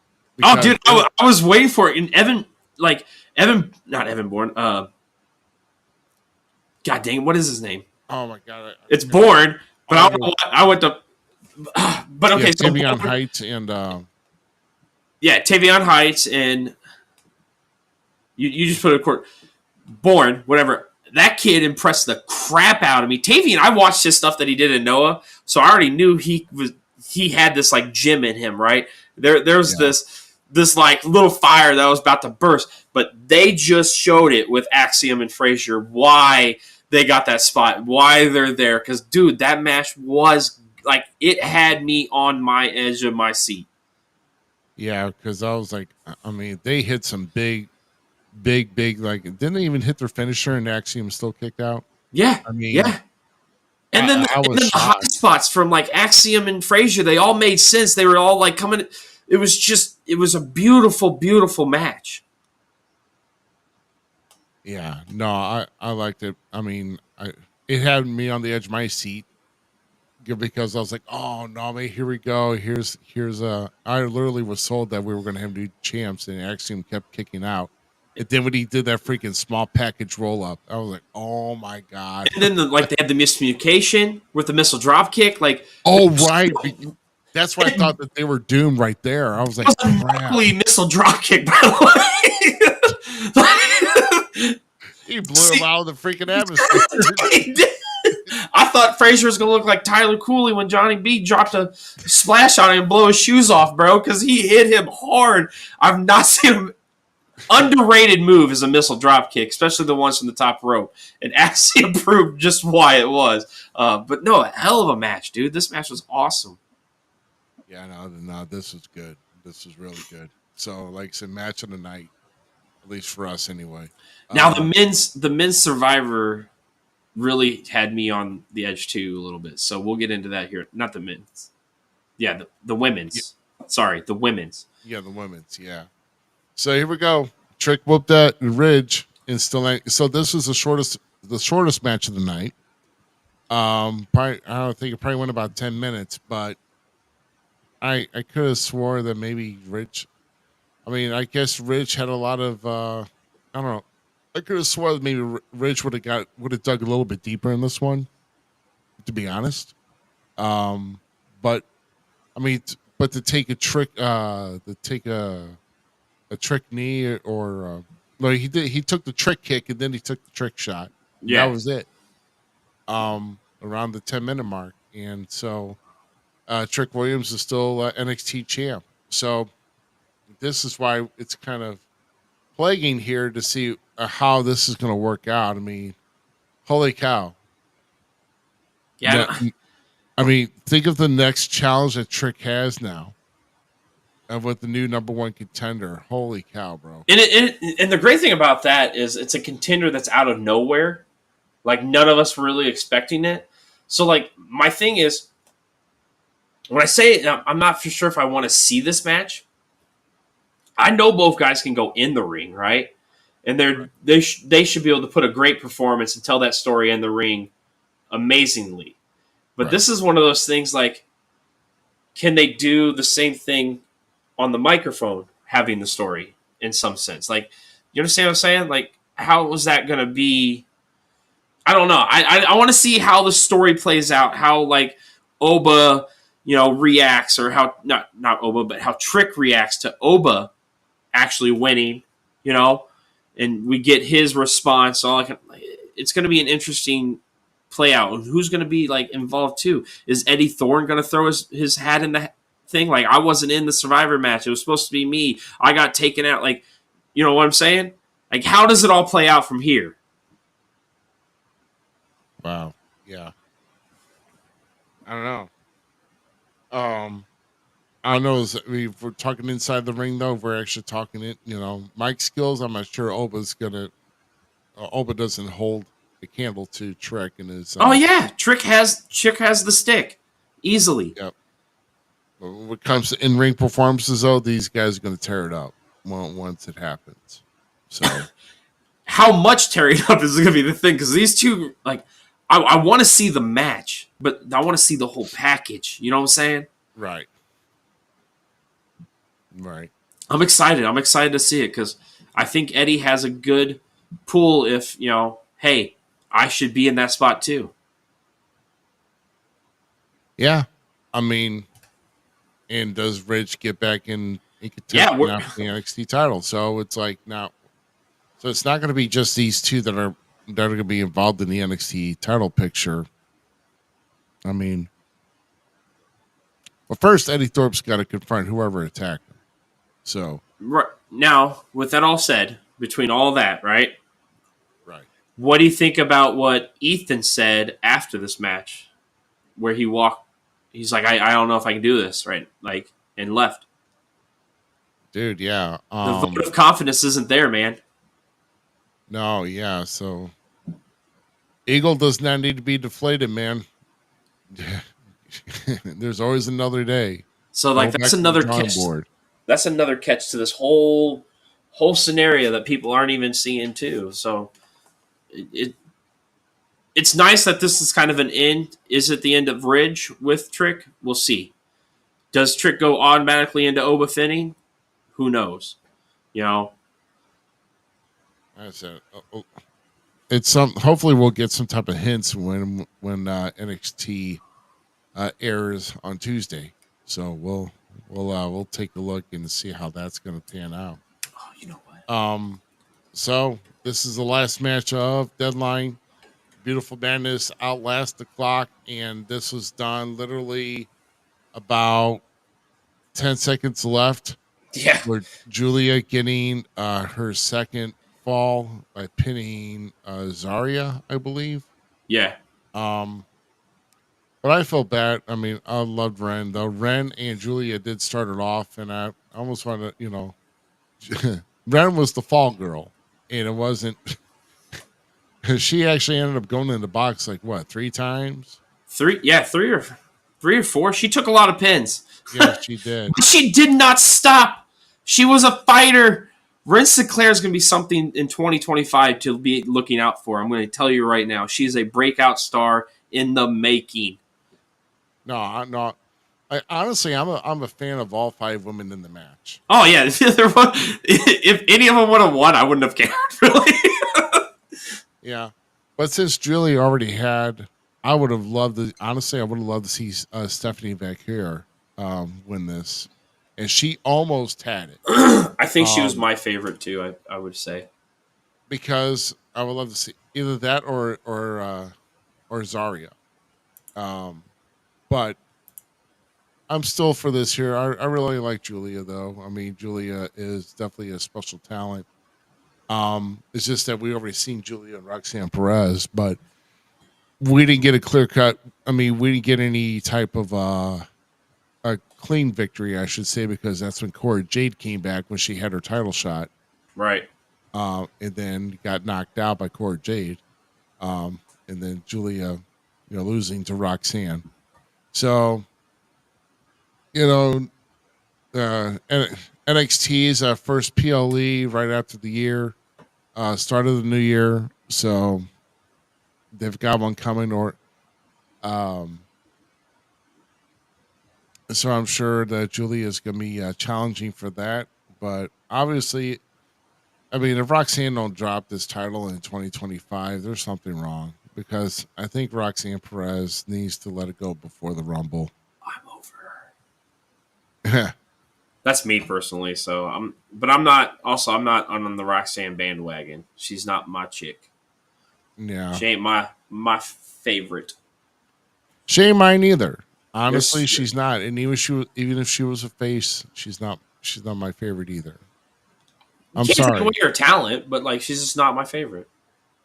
I'm sorry. When you're holding the title, you got to be this tall to ride the ride. Okay, so I'm just saying. That's not my reason. I don't discriminate. Well, no, I'm just saying, man. She's like 2 inches past the dwarf stage. You know, I'm not buying it. But that's just me. Um, I mean, it's easily so Julia.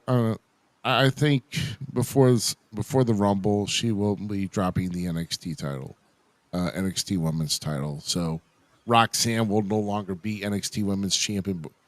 Come the Royal Rumble, mark my words. So one way or the other, Probably so. You know what I'm curious about is if this year we see more NXT interaction with the Rumble. Yeah, now when you mentioned that, there's really no need now for legends to join the Rumble now. There's no reason because first off, that takes somebody's spot. There's really nobody you could really bring in that's going to really, unless you get The Rock to join the Rumble. Stop that. But but I don't think that's going to happen. Stop that. That's terrible. Hey, no, well, John Cena's going to be at the Royal Rumble. He may join. Oh, here we go. No, I'm cool with John being it. I'm not against it. I'm not against that idea. I really am not. They're already marketing these PLEs, with Elimination Chamber. This is the last time we get to see John Cena. Dude, what if John Cena would get it and then like somehow Roman was the champion or something and then Punk goes, "Hey, Heyman, remember that favor?" And then he implements into like that would be kind of funny to me. It'd be ironic.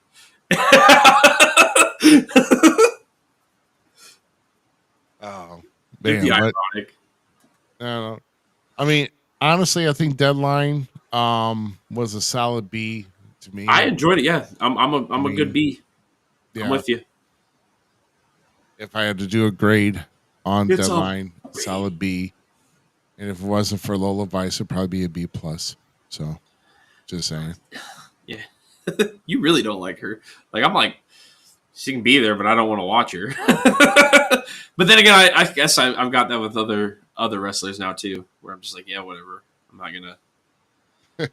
Yeah, I'm not gonna get mad at you. Yeah, it is whatever. One more thing before we potentially get out of here. Yeah. How do you think about Carmelo Hayes? We didn't talk about this. The rumors of Carmelo Hayes is taking on a newcomer to WWE. And do you potentially think it is, in fact, Pentagon Zero? Ooh. Well, I'll tell you. That'll be... Pentagon will have a lot to offer. I think Pentagon, though... there's several guys that he can do work with.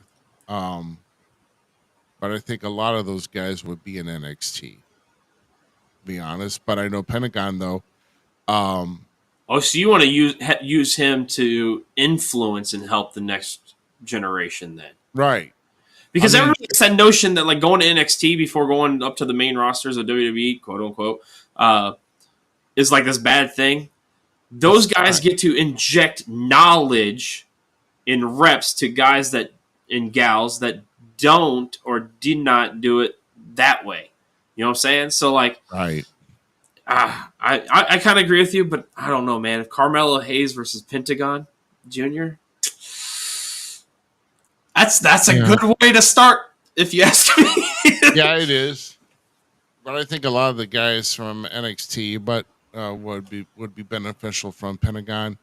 But my feeling is, if I'm getting paid the same money, who cares where I wrestle? As long as yeah, brand. Oh yeah, I'm with you on that. I'm not saying that. I think I would do the thing like Drew said, where he's like, no, I wanted to go through NXT. Like that's a stepping stone, man.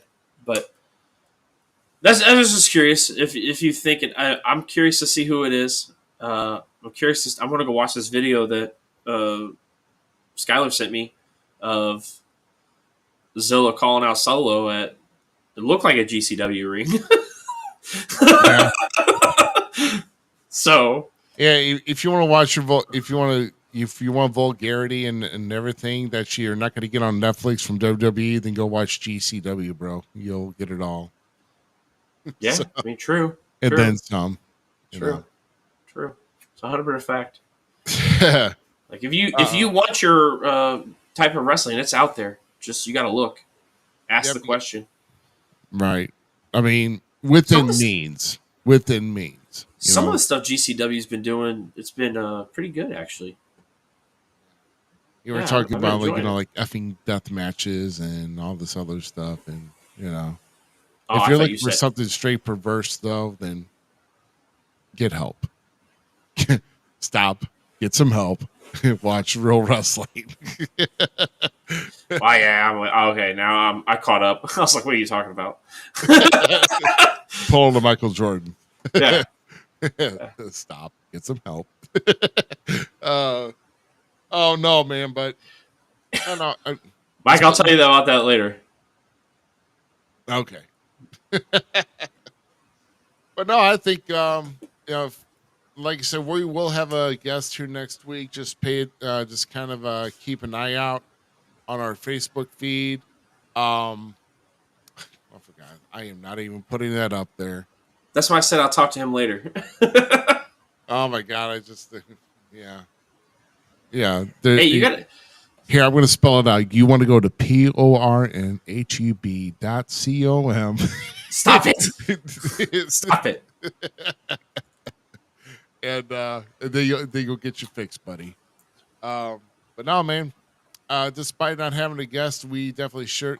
Man, that's what I'm saying. Over 2 hours is flying by with all we got to talk about. I mean, we had some good filler spots, good subjects to talk about. So anything you missed, go back and watch the replay if you missed any part. Yeah, and don't be a cup of hater.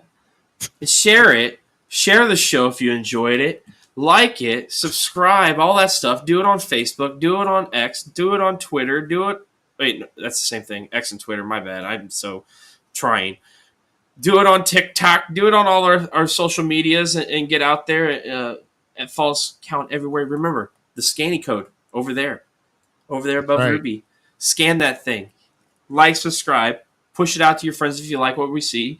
And keep helping us grow. You won't get a virus. Trust me. Just go ahead and scan it. Just don't be a hater. Don't be a hater. I think I'm going to keep Enzo right there for that. For our hater moments. There you go. There you go. Stop being a cup of hater. Oh, man. Dude, this Cody's awesome. It's great. Good finds. Oh, my gosh. Good finds. Yeah, definitely some good finds. We'll see if we can get you a swoggle or horn swoggle. Dude, I would it's got to be out there. It's got to be out there somewhere, you would think. So it's just hard to find, man. That's a really popular figure. It really is. Yeah, it's a popular figure. So yeah, it is. I'm sure we got it is. some new little mic guy, Mr. El Torito. Oh, right. So probably the microphone's bigger than him in real life too. So quit it. Take us home. Let's go. I don't know. I gotta stop my short jokes, and they're they're going over people's heads. So fuck. You're terrible, bro. I'm looking at my figures. Oh man. Well, just a reminder, guys. We got 2 more shows left to go in the year. We will have next week. I will say that our guest will be the newly crowned AIWF television champion, Jax Insane, will join us. And we're going to have some conversation with him, along with kind of going over our headlines for whatever happened. Of course, we'll go over Final Resolution. We'll go over Saturday night's main event. And then December 22nd, our last show of 2024, we'll do our year in review, and we will I don't know. We'll just have some fun. If we maybe have people who want to come on here, we'll probably just have a nice little party to end before we get into our 2025 campaign of all the things we've got going on with Falls Count Everywhere. So looking forward to it. So I got a busy week coming up myself. So with that being said, I guess we'll cap off our weekend. We'll cap off our night, man. Anything else on your NZ? No, man, it's thoroughly enjoyable to talk wrestling with you guys. I enjoy this, and the ones that watch us on a regular, thank you guys, because without you, we can't do this, and this is what I want to do. So until next time. Yep, exactly. Don't Love be it. a hater. Yeah. Drink yourself a cup of haters if you're starting feeling that, and then everything will be okay. It's better than any Snickers bar. Cup of haters. Cup of haters. Better than any Snickers bar. Some sexual chocolate. Oh, for the City Mouth Zmiz, I am Rough Cut Rick Ruby. Thank you all for joining us here tonight, and we will see you here next week, bright and early. Well, not bright and early, but hopefully on time and with our guest still appearing. So, till then, guys,